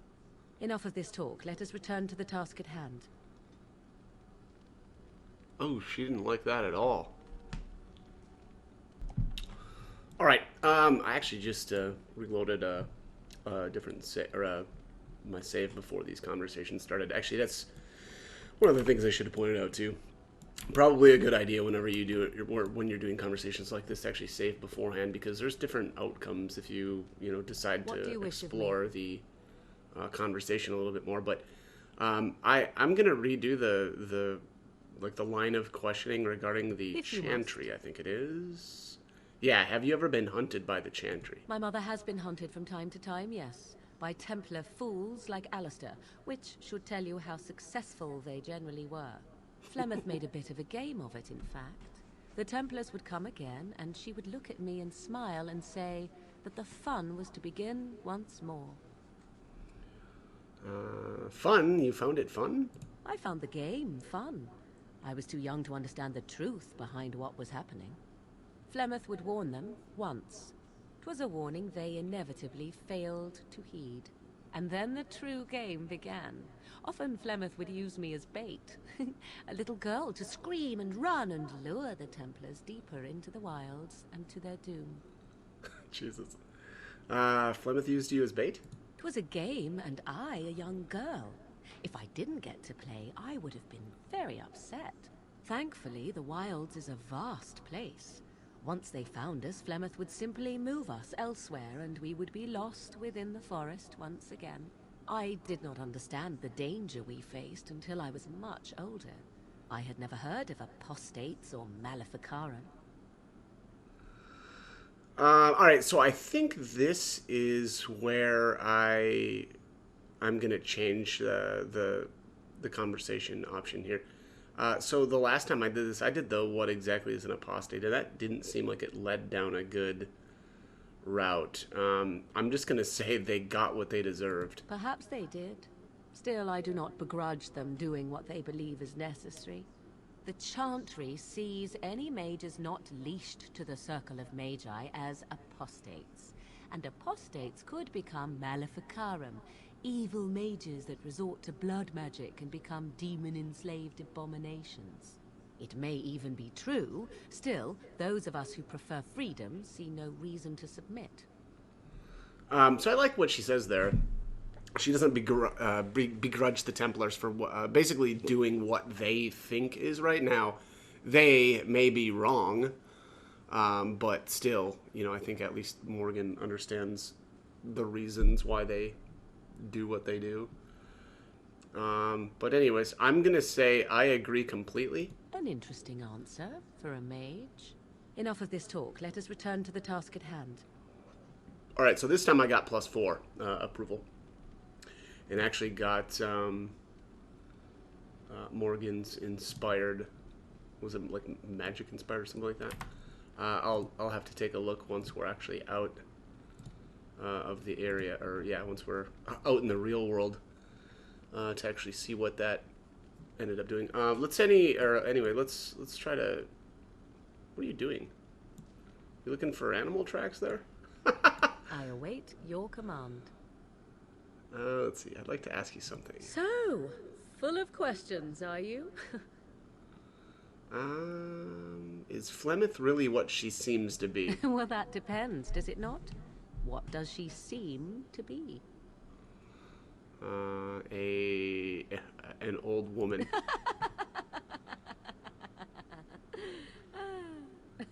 Oh, she is certainly old. Have no mistake of that. Tell me, how much do you know of the tale? The one that the chastened still tell of my mother, to frighten them into obedience. Let's see. I'm more interested in the truth. I can relay what Flemeth once told me herself, and you can decide whether or not 'tis the truth, if you desire. That sounds interesting. As the tale is sung by the bards, there was a time when Flemeth was young and beautiful, a fair lass in a land of barbarian men, the desire of any who saw her. A tale sung by the bards. I think part of this tale is literally sung by Liliana. And we actually had that conversation with her. So that part is at least true. Let's see here.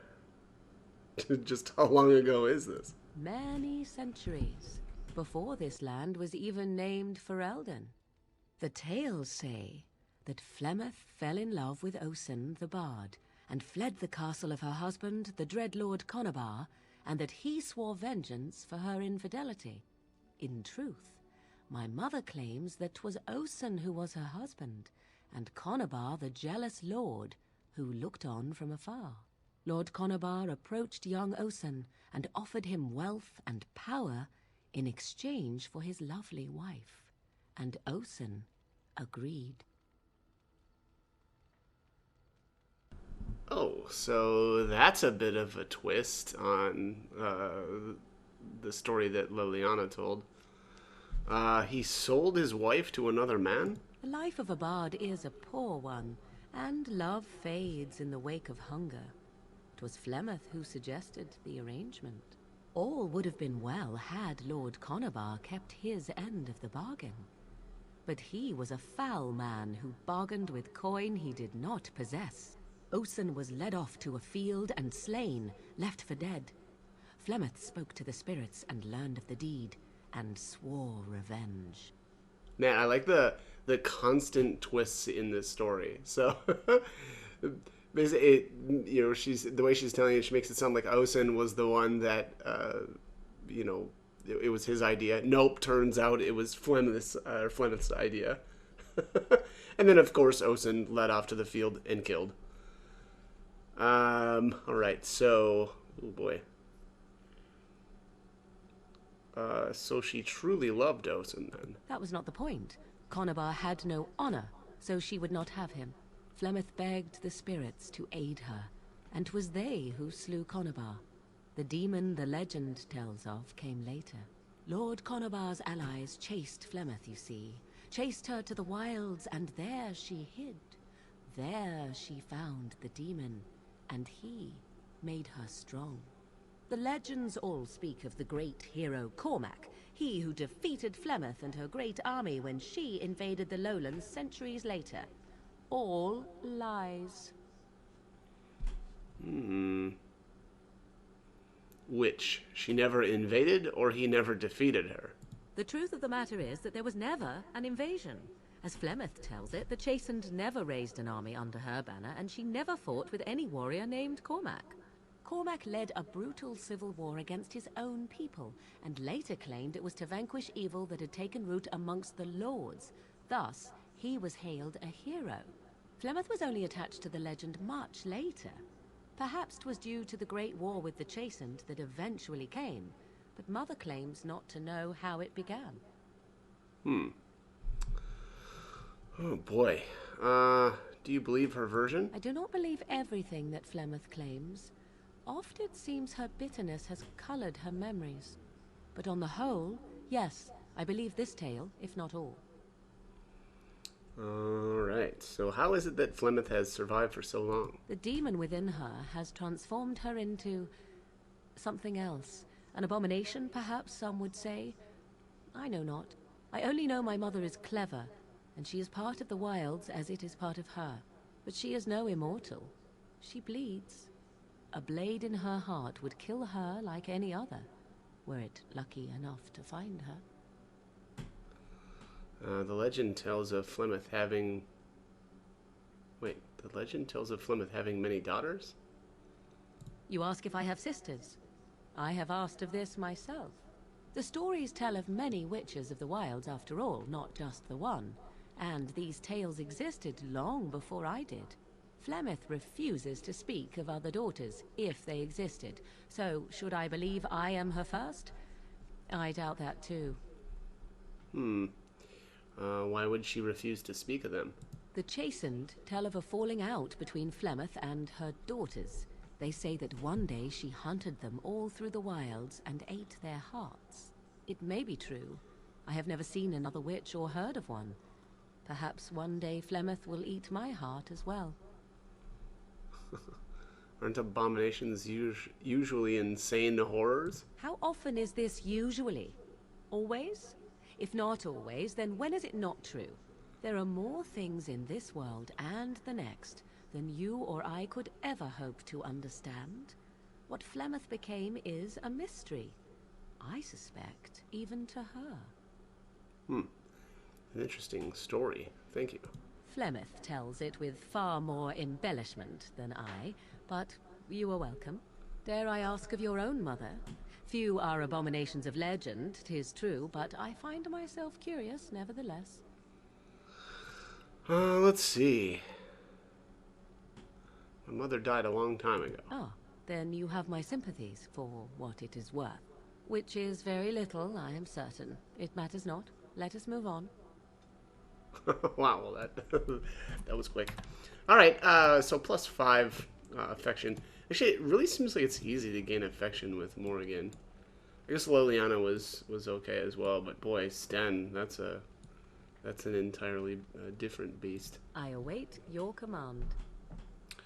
All right, let's try. I'd like to ask you something again. So, full of questions, are you? So tell me, are you really Flemeth's daughter? I assume you were actually asking whether Flemeth herself gave birth to me. Truly, I do not know. I once asked Flemeth that very question, and she merely laughed at me.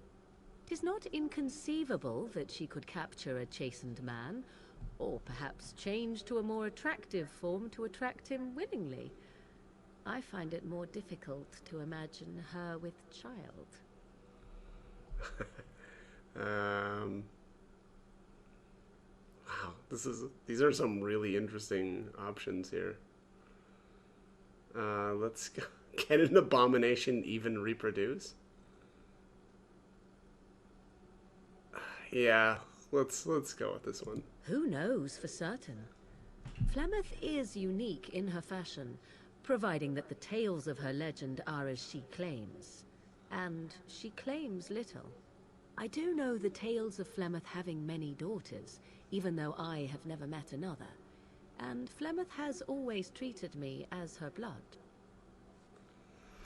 She doesn't seem very motherly. Must one be a doting and simpering moron to be considered a suitable mother? Flemeth taught me everything I needed to learn. How to survive, the meaning of power, the truth of men. If other mothers do not teach these things, then I believe them the lesser. Suppose that's true. You suppose it's true? 'Tis true. To indulge in love is to indulge in delusion. Surely a Grey Warden such as yourself does not believe otherwise. Oh, I see. I do in fact believe otherwise. I see. Well, we all have our weaknesses, don't we? She disapproved of that. All right, let's reload that and we'll try this conversation again. I await your command. All right. Like to ask you something. Full of questions, are you? I assume you were actually asking whether Flemeth herself truly. Tis not I'm gonna skip through this because we've already inconceivable been that she through could it, but capture a chastened man. how about Perhaps she change was to not a more always as old as attractive she form to is now, was attract him? she? As a matter of fact, I remember her being younger once. She had black hair, much like my own, long and lustrous.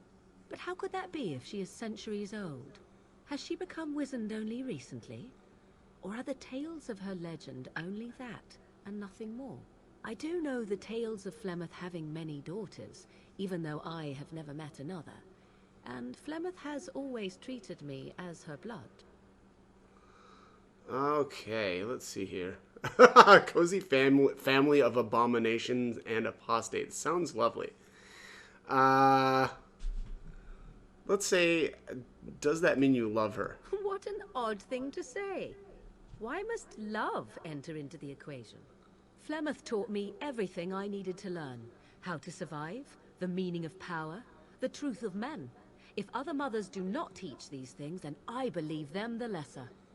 All right, so I suppose that's true. It seems like that really shut down that conversation. Let's go with, is there no place for nurturing and love? Room for coddling and weakness? Why should such things be desirable? To indulge in love is to indulge in delusion. Surely a Grey Warden such as yourself does not believe otherwise. All right, well, we ended up, it looks like, in the same place here. Let's just... I don't know if I should go with no, you're quite right, or I'm not sure what I believe. But I do, in fact, believe otherwise. She was not happy with that option. Let's try the no, you're quite right. And I am glad to hear it. All right, well, yeah, so that got, to approval. That's at least better. Certainly better than going backwards. I await your command. All right, next up. I think we're done with, like, her basic conversations, but let's check again. So, full of questions, are you? Yeah, we're already done with that. All right, so let's go never mind. And then we'll try this... I await your command. Oh, so life in the wilds must have been very lonely. At times, perhaps. A world full of people and buildings and things was all very foreign to me. If I wished companionship, I ran with the wolves and flew with the birds. If I spoke, 'twas to the trees. Let's see. That sounds wonderful. For a time, but one can only remain a child for so long. I recall the first time I crept beyond the edge of the wilds. I did so in animal form, remaining in the shadows and watching these strange townsfolk from afar.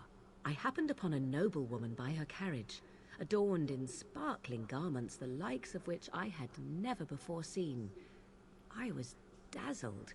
This, to me, seemed what true wealth and beauty must be. I snuck up behind her and stole a hand mirror from the carriage. 'Twas encrusted in gold and crystalline gemstones, and I hugged it to my chest with delight as I sped back to the wilds. I can't imagine Flemeth was pleased. She was not. Flemeth was furious with me. I was a child and had not yet come into my full power, and I had risked discovery for the sake of a pretty bauble. To teach me a lesson, Flemeth took the mirror and smashed it upon the ground. I was heartbroken. Ah, sad. But you were just a child. And a foolish one. Flemeth was right to break me of my fascination. Beauty and love are fleeting and have no meaning. Survival has meaning. Power has meaning. Without those lessons, I would not be here today, as difficult as they might have been. Let's see. They made you stronger, didn't they? They did indeed. To return to your original question, perhaps my time in the wilds was indeed lonely, but such was how it had to be. I find myself at times wondering what might have become of the girl with the beautiful golden mirror, but such fantasies have no place amidst reality. Oh, jeez, look at that. +9 approval for that conversation. All right. Yeah, that was gigantic. What's hers at now? Yeah, +43 already. Well, for somebody who's so independent, she sure seems to make friends quickly. I await your command. All right, let's go with, I'd like to discuss something personal. We are in camp, so 'tis as good a time as any. Oh, nope. Okay, so that's a dead end. Why are you still here is not a good idea, I don't believe. Let's save one more time here. I don't know if I just saved, but I want to see what happens when you answer that. I await your command. I mean, that's... We are in camp, so 'tis as good a time as any. I am here because Flemeth commanded me to aid you. Why? Do you wish me to leave? I can do so if you prefer. Wow, you can just make her go? I don't remember that. Thought we were friends. Are we? Then why do you ask such a question? Oh, yeah, she didn't like that. All right. I think we'll avoid that conversation line. I think that's it for now, though. Yeah, I don't think I'm gonna bother with Sir Gilmore. I don't know. Maybe I'll do that later, but I also kind of want to at least maybe try to recruit another character. Oh, the dog. Do we really need to do anything with him? Oh, Let's why, see. you little... Are you harassing my dog? Me? Harassing your dog? I should say it's the other way round. Your furry friend here took offense at me getting near his food. He snapped at me. Look.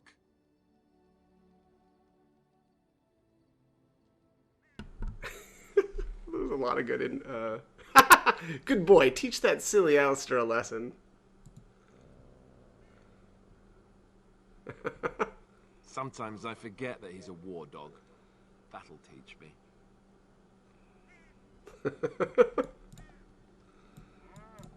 Poor I Alice. once heard a really old legend about how the Hound warriors in the days of the old tribes would feed their Mabari the flesh of the vanquished.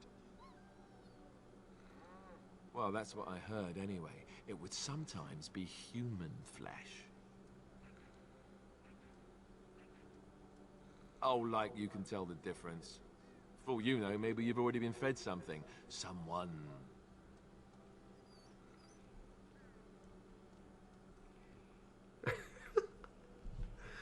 Oh, let's see. Don't listen to Alistair. He's full of rubbish. Hey! Look at what your fool dog placed in my pack. A putrid, half-eaten hare is not something a woman wants to find in her unmentionables. Wow. Wow, can't be stinkier than what normally goes into them. Wow. I think he thinks you need more meat on your bones. Or why doesn't he share his food with me? You are welcome to this if you really want it. The dirty mongrel can have this back. There. And tell him not to do it again.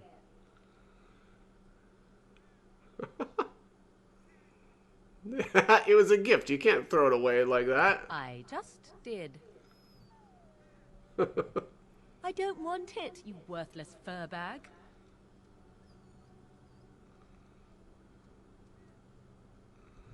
I think you hurt his feelings. Oh, he's just trying to be manipulative, I can tell. I do it too.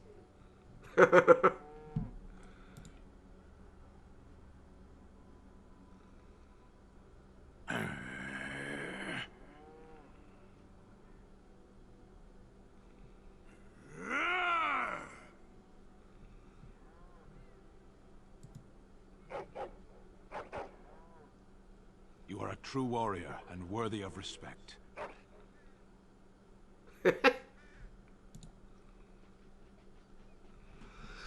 Oh, let's see here. Trying to find another way through the earth, are we? Goes back to digging. Alright, let's see. Alright, have fun then.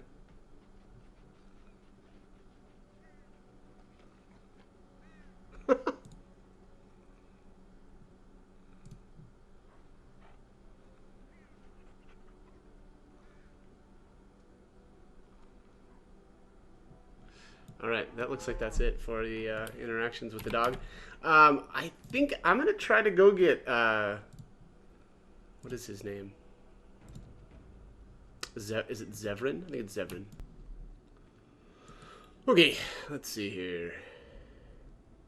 Indeed. Indeed. Yes. Accept. I'm going to try to go back into Lothering. Actually want to respec Morrigan, I think. Let's see if I can do that. Oh, I need a... Dang it, I need a potion. I should have got that in the... Very well. In the camp. All right. Well, we'll have to do this one more time. I kind of want to make her into at least a healer. All right. Take this. That's the respec potion. And then we'll just do this again. Indeed. Indeed. Yes. Accept. Lothering.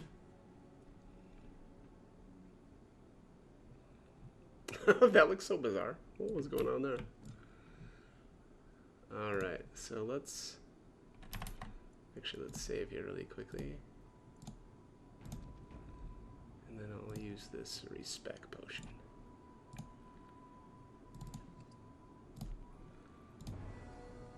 There we are.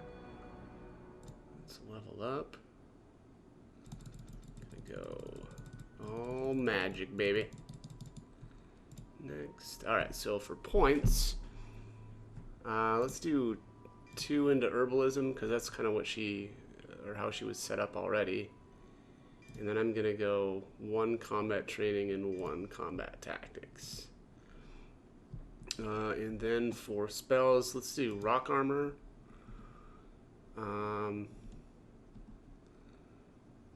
Mana drain, mind blast.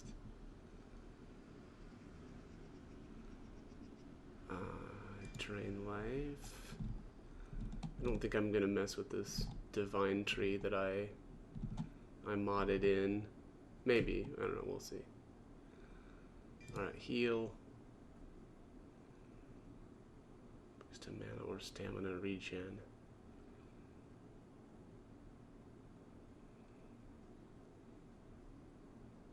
Kinda like the sound of that, honestly.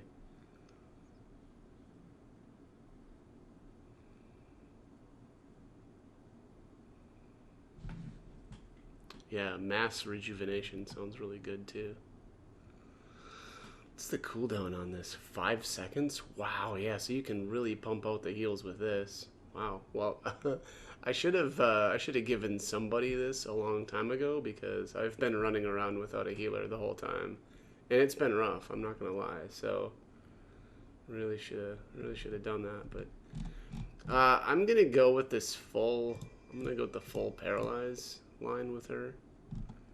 And then let's give her the yeah, let's give her rejuvenate as well.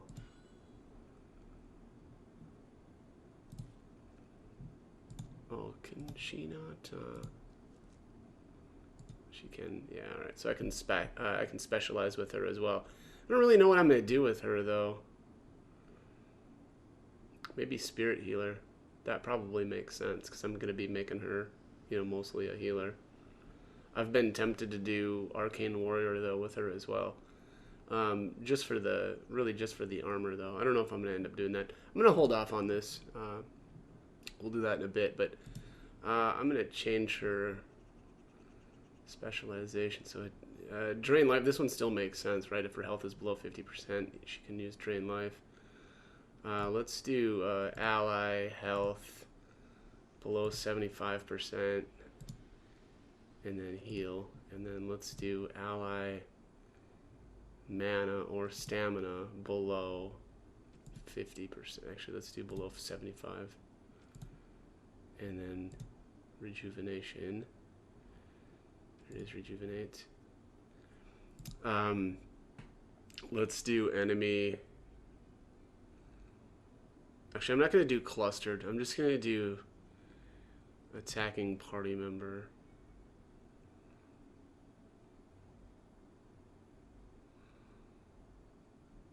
Actually,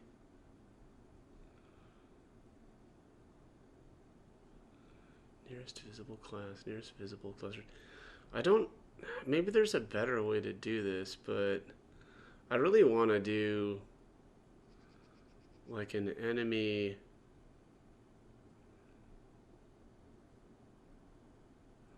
Yeah, I guess maybe we'll just do an enemy that's attacking Morrigan, and we'll use paralysis. And then let's do enemy. What's status? Okay, yeah, that makes, that's kind of interesting. Health. Lowest health, let's see, action.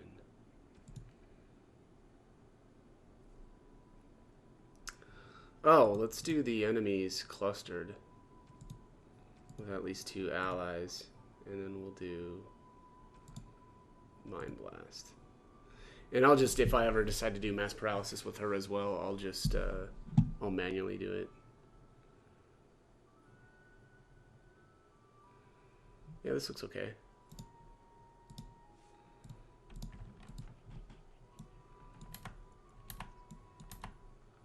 Save.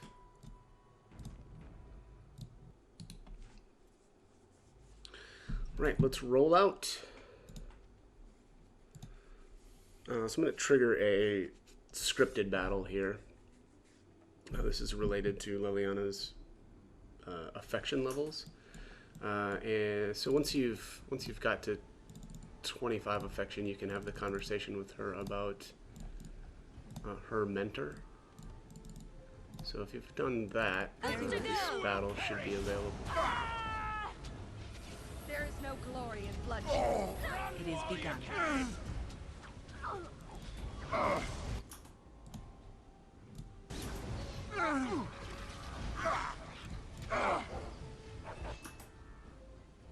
hello, mage. It is begun. Enough! Very You should run while you...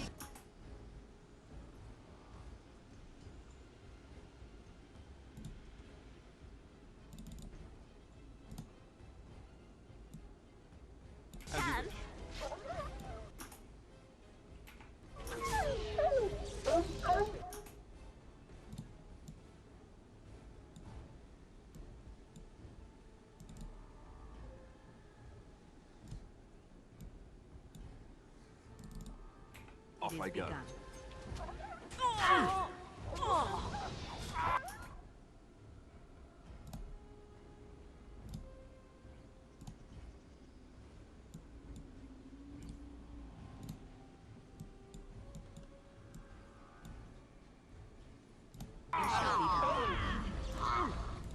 It shall be done.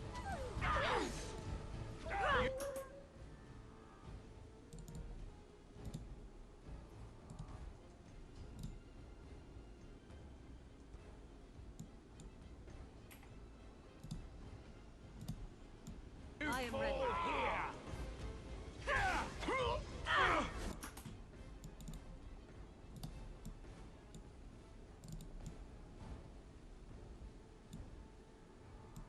I shall do it. Hey, watch it! Now we get our hands dirty. If we must...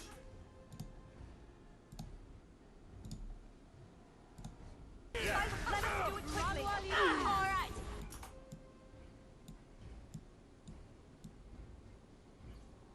Battle it is then.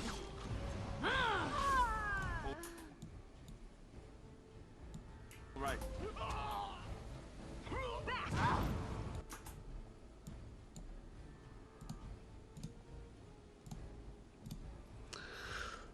The trap is somewhere here around the bridge, but it's too far.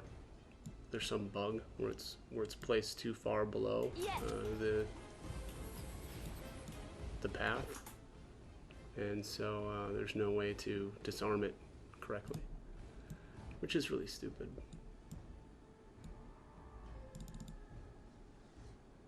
I just ran all the way over here with the Mabari pointlessly.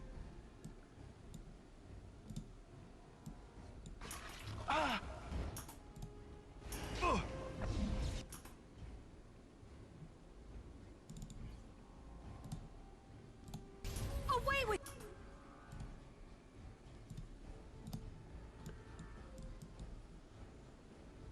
You. Make us breath.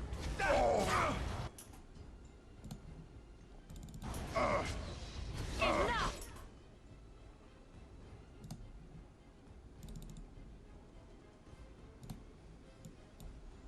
At your order. Quickly, we must fight.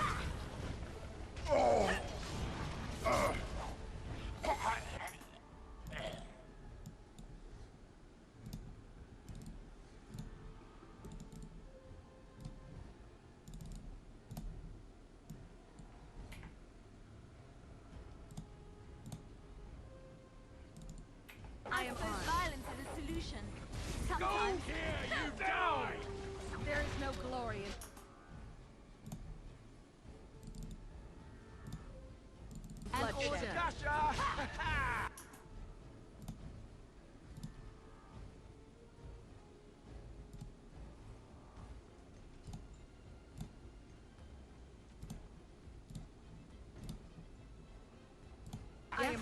all you've got? It shall be done. Very well. Okay, that should be it. Very well. As you say. You have left me no choice! No quarter shall be given. Stop. Don't kill him. Let's see. What? Why not? He is no common bandit. None of them were. Their weapons and armor are of fine make, and they are well trained. You know what I'm talking about, don't you? Who are you? Someone who regrets taking you on. I was told it would be an easy job. Kill the little red-haired girl. Deal with the others as we pleased. Kill the... You came to kill me?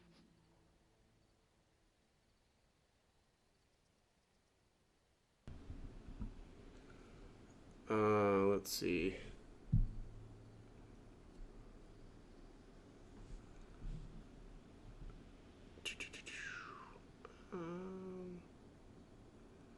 No one threatens my friends and lives. Wait, just 1 second. Who sent you? Why am I wanted dead? I don't pay to ask why someone wants someone else dead. I just need to know what to do and where to get my money. Ha! Money. I'll be lucky to get away with my life, it seems. Maybe we could work something out. You like the idea? Speak quickly. I've no real quarrel with you. Wasn't me that wanted you dead. But I know how you can find the one who does. Let's see. Don't just stop there. Tell us. I have some directions written down on how to get to the house. It's in Denerim. Yeah, it's the best I can do. Thank you. Now leave. I never want to see you again.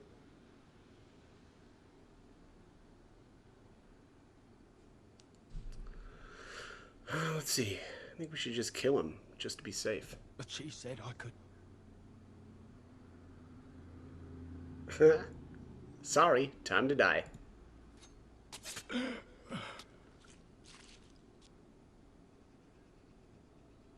It's Marjolaine. It has to be. Why now? Maybe someone saw me. Maybe she's finally found me and wants to finish what she started. So don't worry, I won't let anyone harm you. Gives her +2 to affection. She needs to answer for what she's done to me. If we are ever in Denerim, I would like to seek her out. Let's see. And then, so if you go with "will go as soon as possible," or that you'll doubt it'll take too long. Where's that one? Yeah. So either the top or the bottom option gives you another 2 affection. But if you say that there's more important things to do, then she disapproves and you lose 6 affection with her. So we'll go as soon as possible. Perhaps it's time to settle this score for good. Yeah, there you go. So that's a total of 4 affection with her. All right, let's... It shall be done. shock coding. Is that right?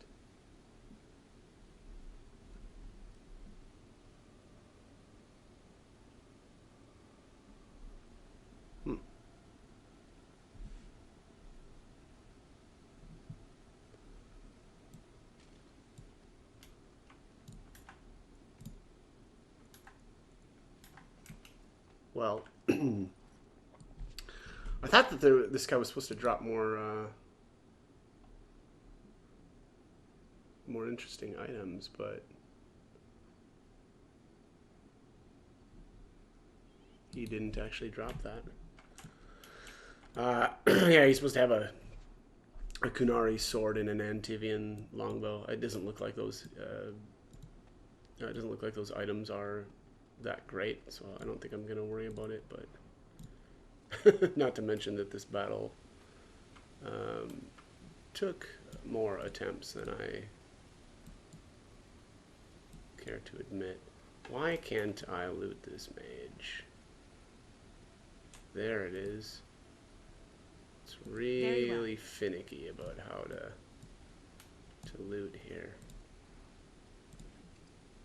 Wolf pelt. Kenori missionary. All right, well that looks like that's it. God, that was really annoying, or lame rewards, but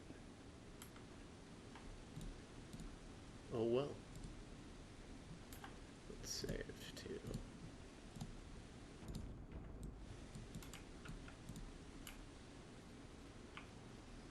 What? All right, how do I leave? Okay, it says I actually have to go up this way.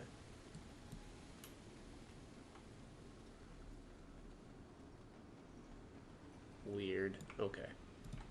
It doesn't let you go out the way that you came in, but all right. I actually don't think that we can do anything at Flemeth's Hut here yet, but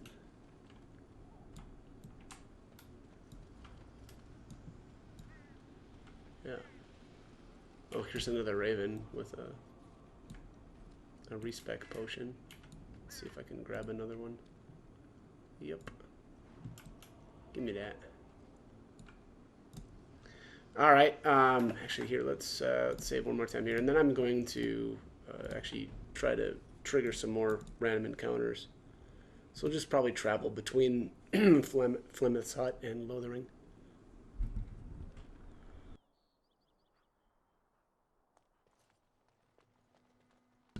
Oh, well, that's not going to work. I don't want to have to run through Lothering every time. Yeah, that's not good. Yeah, we'll have to figure something else out then.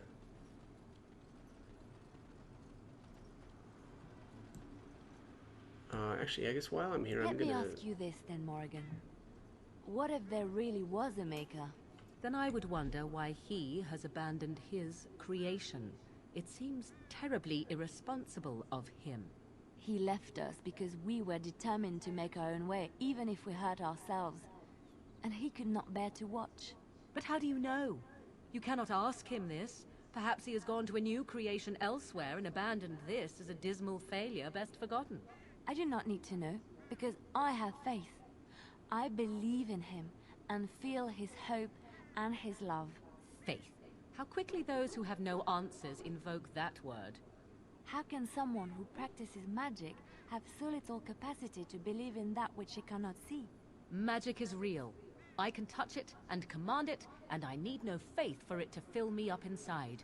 If you were looking for your higher power, there it is. But only if you can control it. I do not envy the loneliness you must feel at times, Morrigan. Leave me be. Loneliness would be preferred to this endless chatter.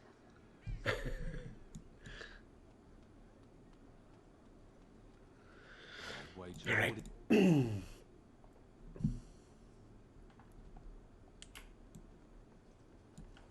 I still don't have food to sell. Show me what you got. Alright, does he have any... Oh yeah, here we are.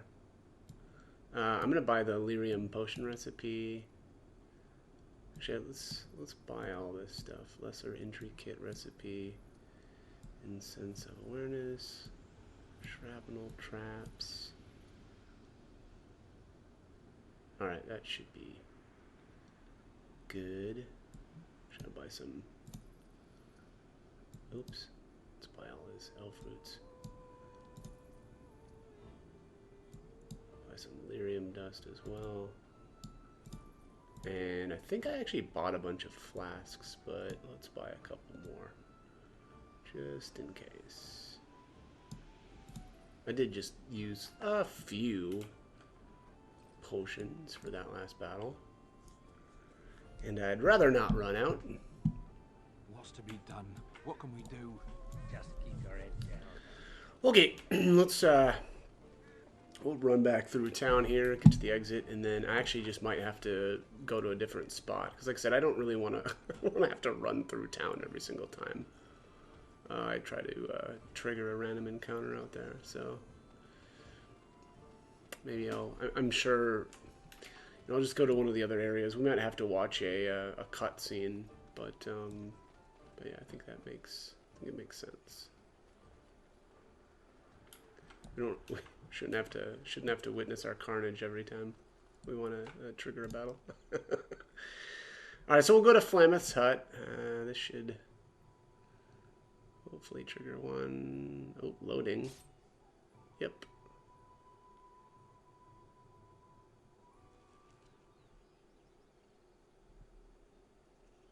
How did a child survive that?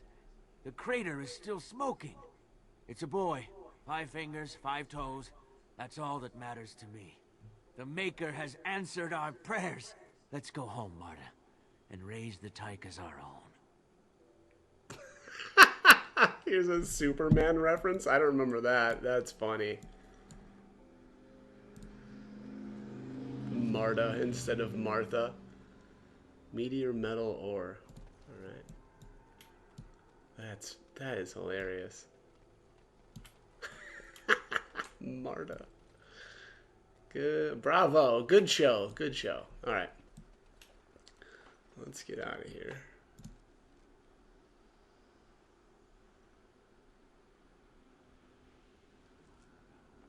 Alright, I'm gonna save here. That's funny. Jeez.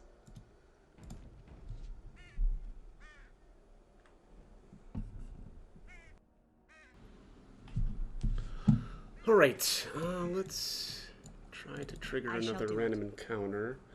I think I'm gonna head towards the Brazilian outskirts. I think I may be doing this area next. So I guess we might as well just head that way. Here's another random encounter.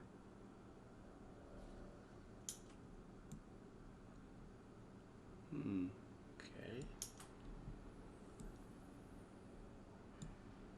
Nothing attacking me right away. That's that feels different. Oh, hello.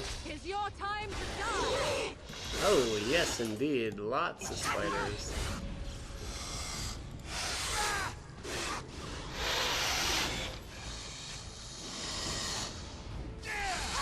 Let's grab some glory. Oh, this should be good.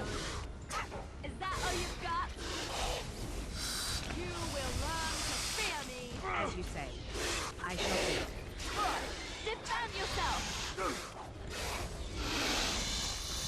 Come, let us end this. Get off. That's a lot of blood. I am getting off. I love this. It's Archer quote for you. Let's see. Are we gonna have like a bunch more spiders? Because I feel like that may end up happening. Alright. Elf fruit. Hey, another elf fruit. What do you know?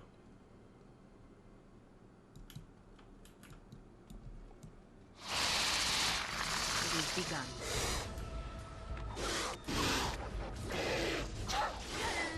Webbed me. You jerk.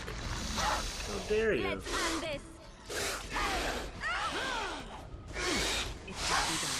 Run and you shall pay. Must let us do it quickly. As you say. Oh. Walked right into the webs. Okay.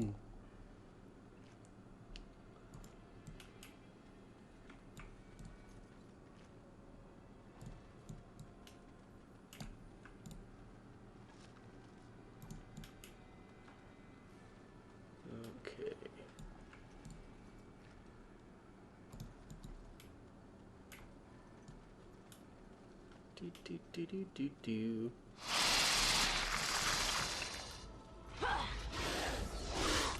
Away with you.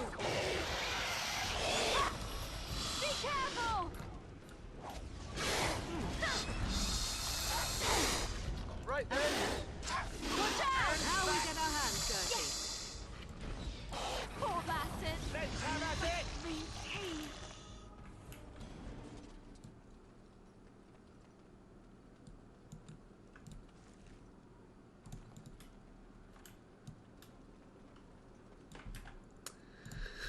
Okay, so far so good. Not too bad, not too bad. Let's, Alright, I'm gonna try to get creative here. A bunch of spiders come down, so...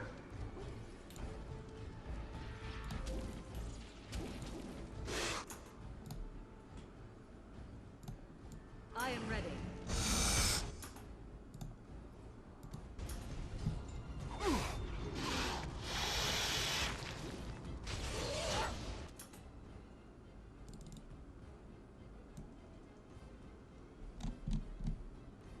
Yeah. As I Right there.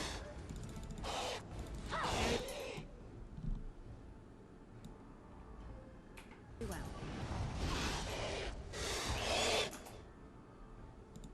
As you said.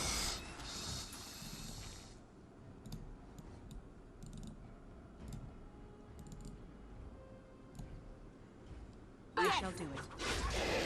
It's done.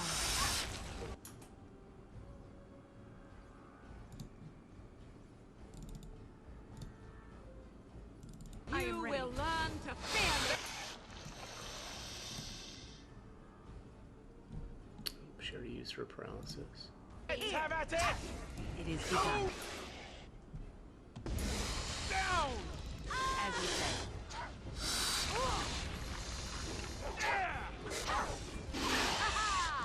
Stabbed me again. Down you go! Very well. As you say. Woo! I almost ate dirt there at the end. Huh, and none of them drop anything. That is very sad.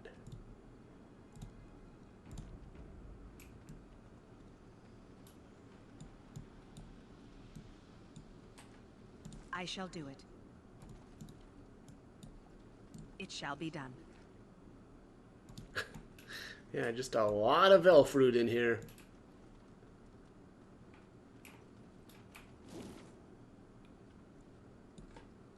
Okay, I guess that's it.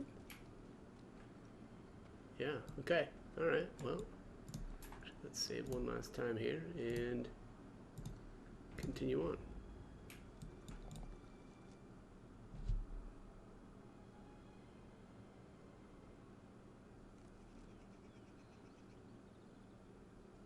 Hold, outsider. You may be of my kind, but you are not Dalish. Why are you here? Let's see. I have business with your leader, And actually. what business is that? I will tell that to the keeper and no one else. Yeah, I mean, I don't know. I guess why not? Seeing as you are obviously no simple trespasser, I will leave it to the keeper to decide the importance of your business. In the camp, I suggest you keep your hands to yourself, and remember that our arrows are still trained on you. Follow me.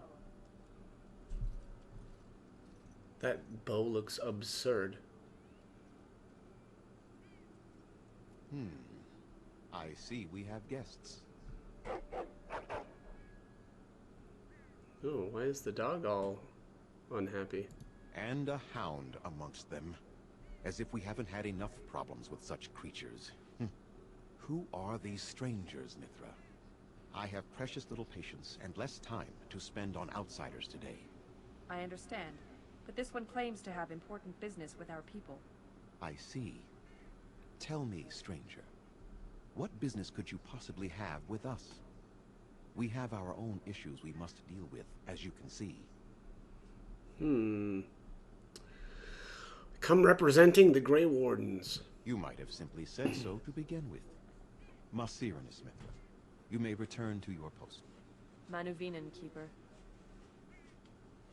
Now, allow me to introduce myself. I am Zafrian, the keeper of this clan. Its guide and preserver of our ancient lore. And you are? My name is Galadriel. I'm a pleasure to meet you.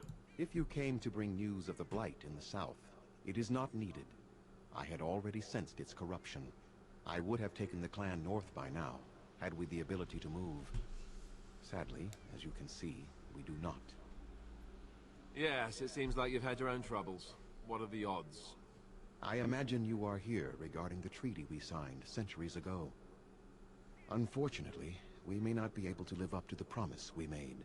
This will require some explanation. Please, follow me.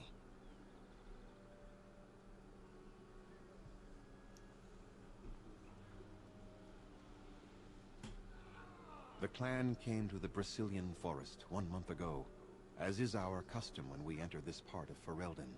We are always wary of the dangers in the forest, but we did not expect the werewolves would be lying in wait for us. They ambushed us, and though we drove the beasts back, much damage was done. Many of our warriors lie dying as we speak, even with all our magic and healing skill. We will eventually be forced to slay our brethren to prevent them from becoming beasts. The Blight's evil must be stopped. But we are in no position to uphold our obligations. I am truly sorry. Alright, is there no way to help your men? The affliction is a curse that runs rampant in their blood, bringing great agony and then ultimately either death or a transformation into something monstrous. The only thing that could help them must come from the source of the curse itself. And that would be no trivial task to retrieve. I'm good at non-trivial tasks.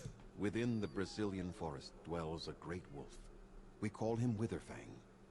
It was within him that the curse originated, and through his blood that it has been spread. If he is killed and his heart brought to me, perhaps I could destroy the curse. But this task has proven too dangerous for us. I sent some hunters into the forest a week ago, but they have not returned. I cannot risk any more of my clan. Let's see. If I help you, what will you give me? We would assist with the Blight, of course. And you would have our gratitude. Let's see. I would prefer a more substantial reward. A reward, is it? Very well. We have very little of the coin your people use, but we do craft items they find valuable. Return with the heart, and I will give you something extra that I'm sure you will have no trouble selling. Good enough? I'll find this Witherfang for you. I must warn you that more than werewolves lurk in the Brecilian forest. It has a history full of carnage and murder, you see. Where there is so much death, the veil separating the spirit realm from our own becomes thin, allowing spirits to possess things, living or dead.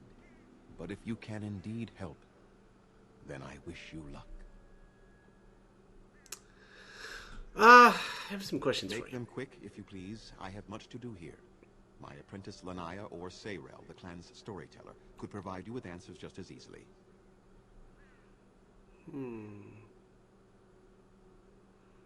How do I find Witherfang? Do you have any advice? Watch for the white wolves.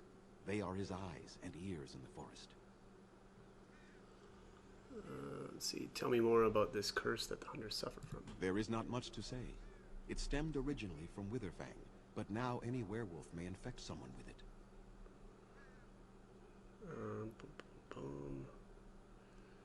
So did werewolves everywhere stem from Witherfang? No. The ones from this forest, however, do. So if a werewolf bites me, then I will become infected? It is possible, but not guaranteed. The only way to protect against the curse is not to be bitten. How do you know if you have been infected by the curse? You will know within a matter of days. You will begin to sweat and vomit, and most tellingly, your temper will become wild and uncontrollable. If that happens to you, you should seek out Witherfang even more swiftly. Your mission at that point will be rather personal. How did this curse start? That is a long tale I do not have time to tell. Ask Sayrel about it if you wish. Alright, I want to ask something else. Go on, then. I should go. I must return to caring for my people. Creator's speed on your way.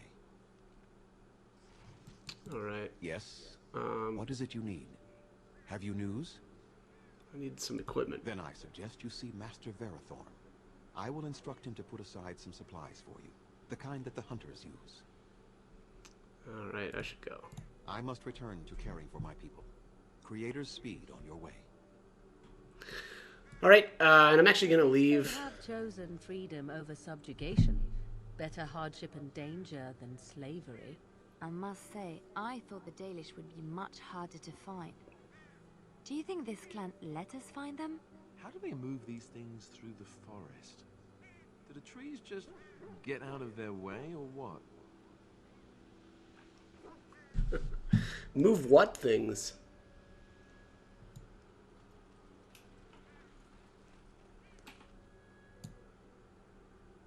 Alright, well that's the forest. I don't really want to go there.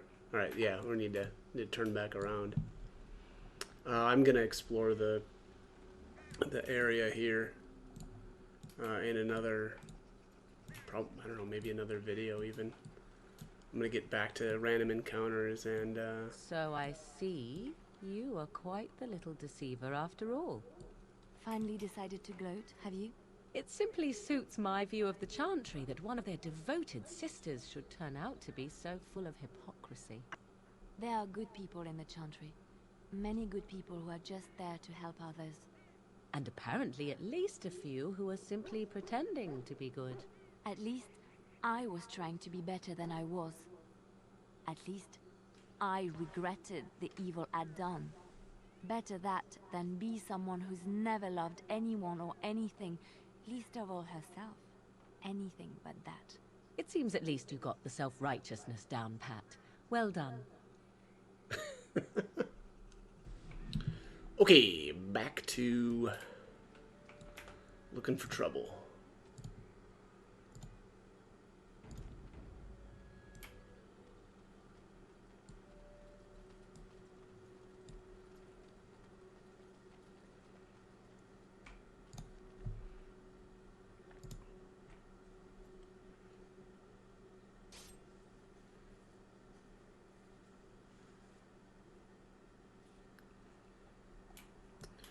All right, here's the merchant guy. As you say. An elf root here. You have coin, stranger? With Orzammar closed off, old Tegrin can give you a discount. Fine weapon and arms, dwarven made. I like the sound of that. Let's see this discount of yours. Alright, shock trap plans. I should probably buy those. Some lyrium dust. Tomb of Skill and Sundry. Alright, so this is the tomb gives the reader 1 point to spend on a skill, but is rendered useless afterwards. I'm gonna buy this. Because I like skills.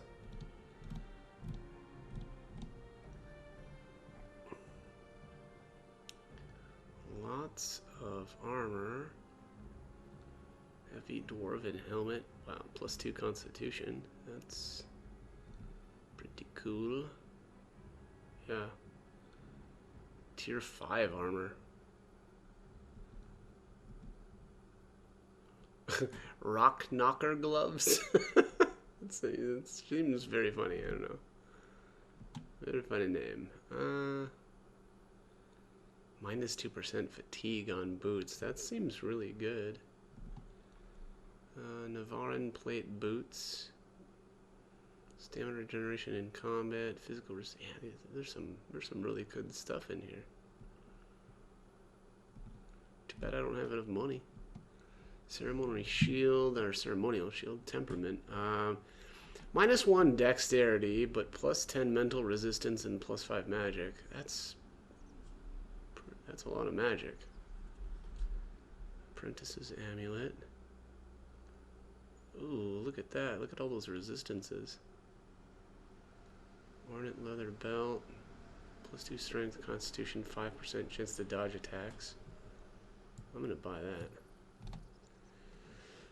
Here's a gift for Sten. Gift for Liliana. Another gift for Liliana.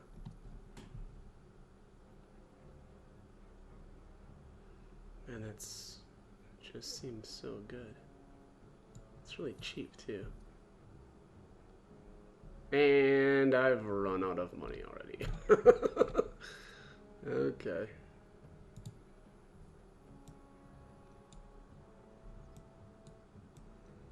Well. I need to figure out who to equip this stuff on.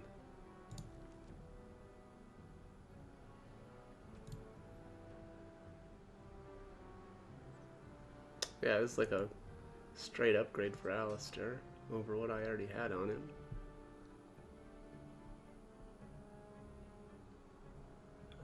And then do I put this belt on him or do I go with Liliana? Yeah, probably him.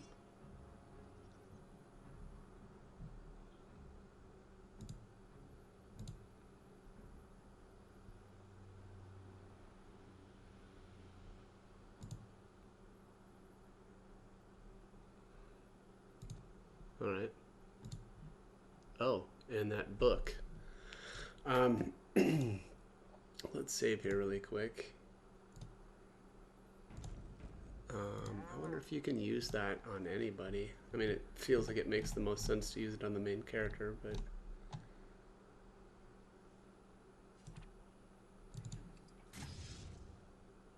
Educated.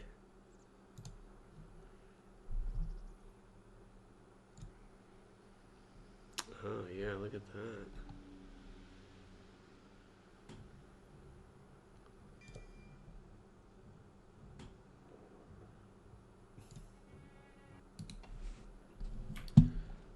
Alright, let's keep going here.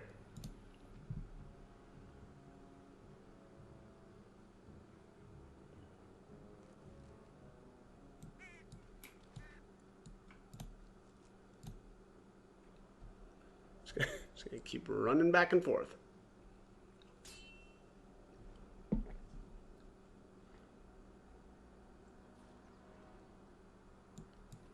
Oh, this guy again.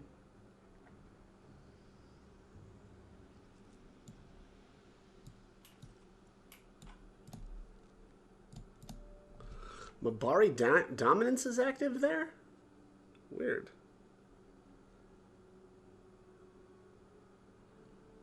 Huh.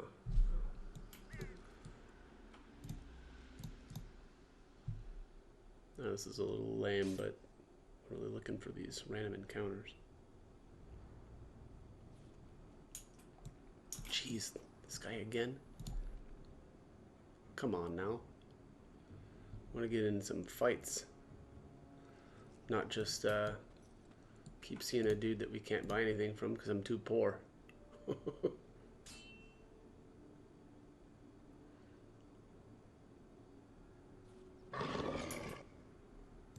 Okay.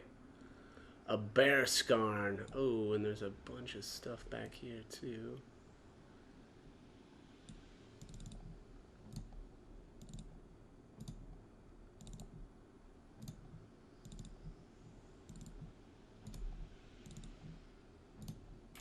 I shall do it.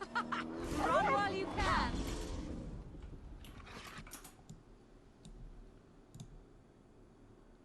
As you say.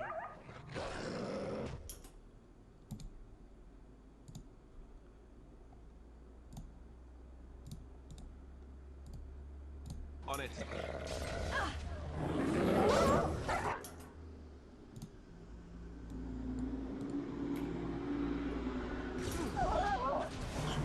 Let's make this quick. Blast! Another battle, I see. On Billy. Very well.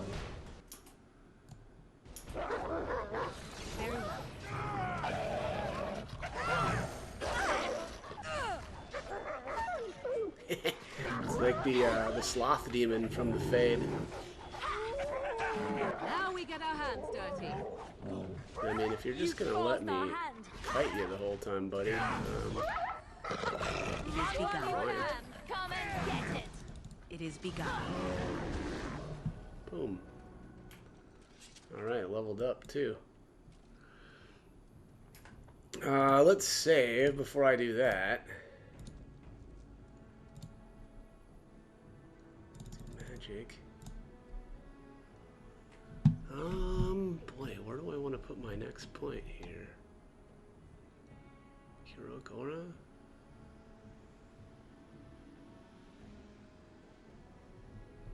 really want to get into haste. Yeah, let's do that. Let's make our way there.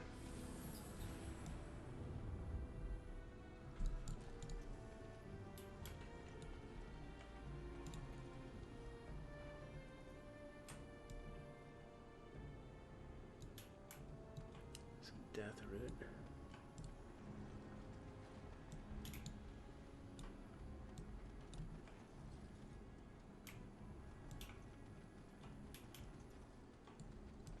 Alright, oh, that looks like that's it for here. Turn path.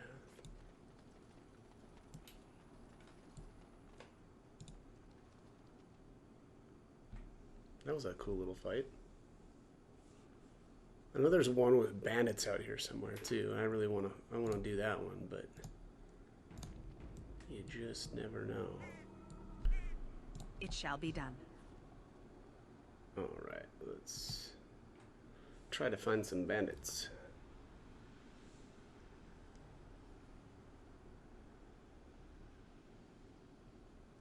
Oh, not this time.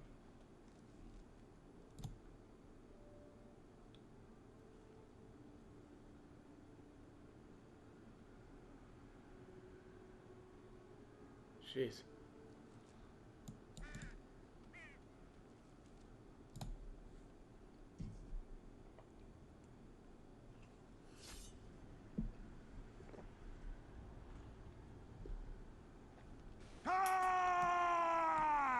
There we go.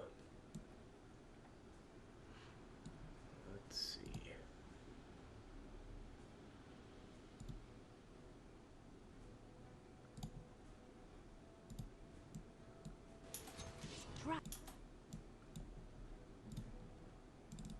Right ahead.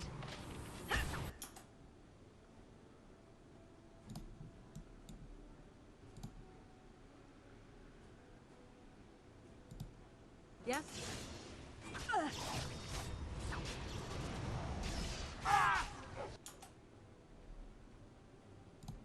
I shall do it. Oh!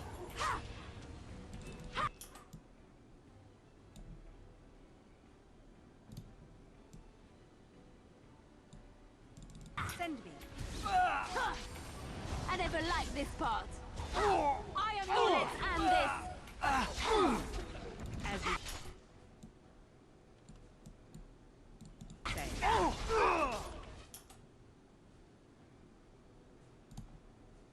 Watch out!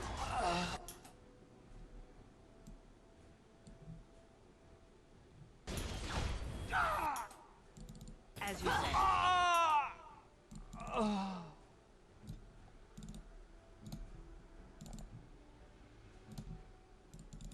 Finish this. Blast! Too easy.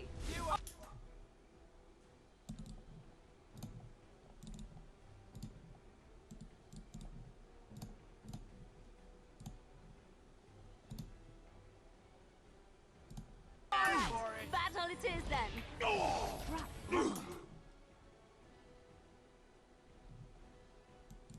Damn you!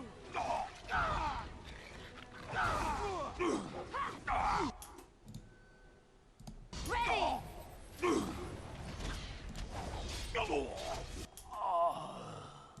As you like. Wipe them out.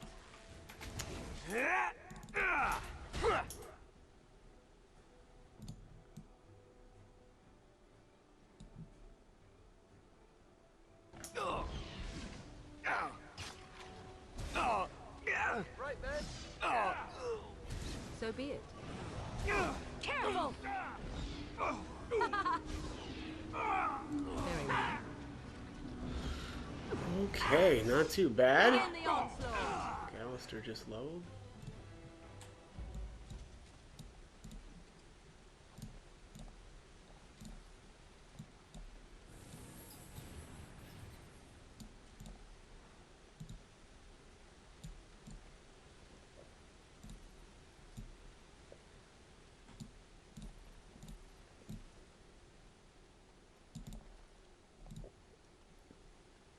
Okay, well, that looks like that's it for items here. I should probably Your make word? some more potions. Because I've been gobbling them down. Oh, look at all.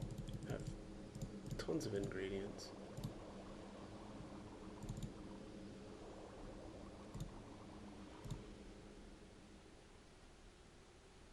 Oh, I need distillation agent to make the better mana potions.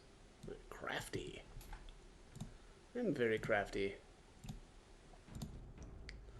Very crafty individual. Alright, let's see if we... I'm starting to think that I need to be traveling between other places, maybe like to Denerim in order to find Zevran. Let's maybe give that a shot.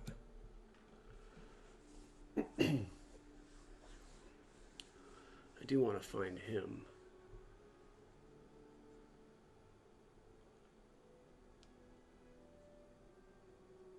Oh boy. Why is this running so slow?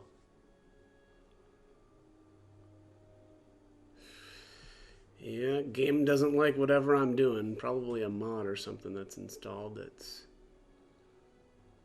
really slowing that down. Wow. Yeah, yikes. That's a bit of an issue.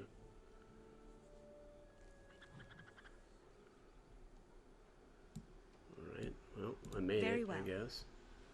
We'll see if that happens again, I guess. Ooh, the rundown back street. That sounds fun. Let's go there.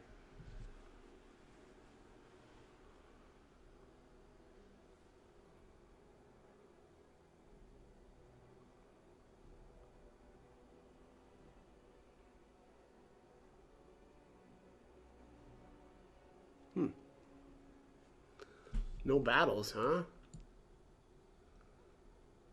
This looks like a battle, though. A bunch of thugs.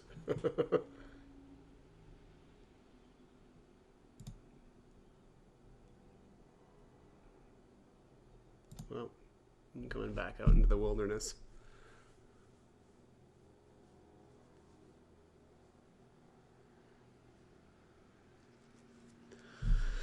Not one random encounter, huh?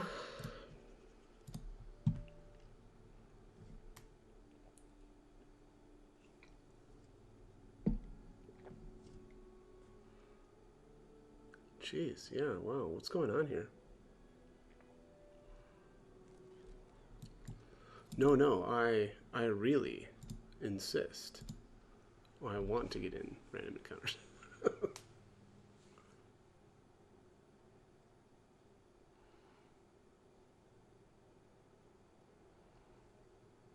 Ooh, yeah, I don't like this loading on the world map nonsense.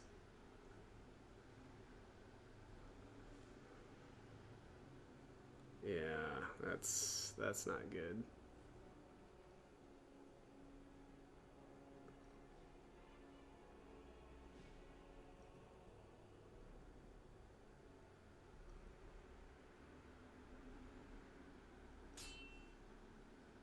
Oh, well, there's the random encounter finally. Yeah, I'm gonna have to figure out what's going on with this map, though. That is not good.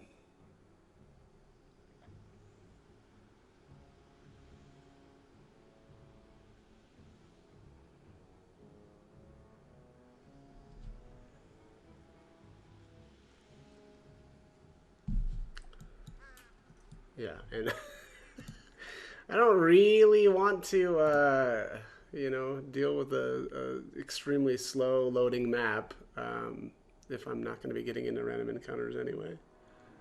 Yeah, I mean, look at this. It seems like something with Denerim, right? Because it wasn't loading this slow between the other areas. All right, well, I'm going to figure out where I need to go for this encounter too. Oh, I guess here's a random. Let's see what we got here. Oh, still this guy.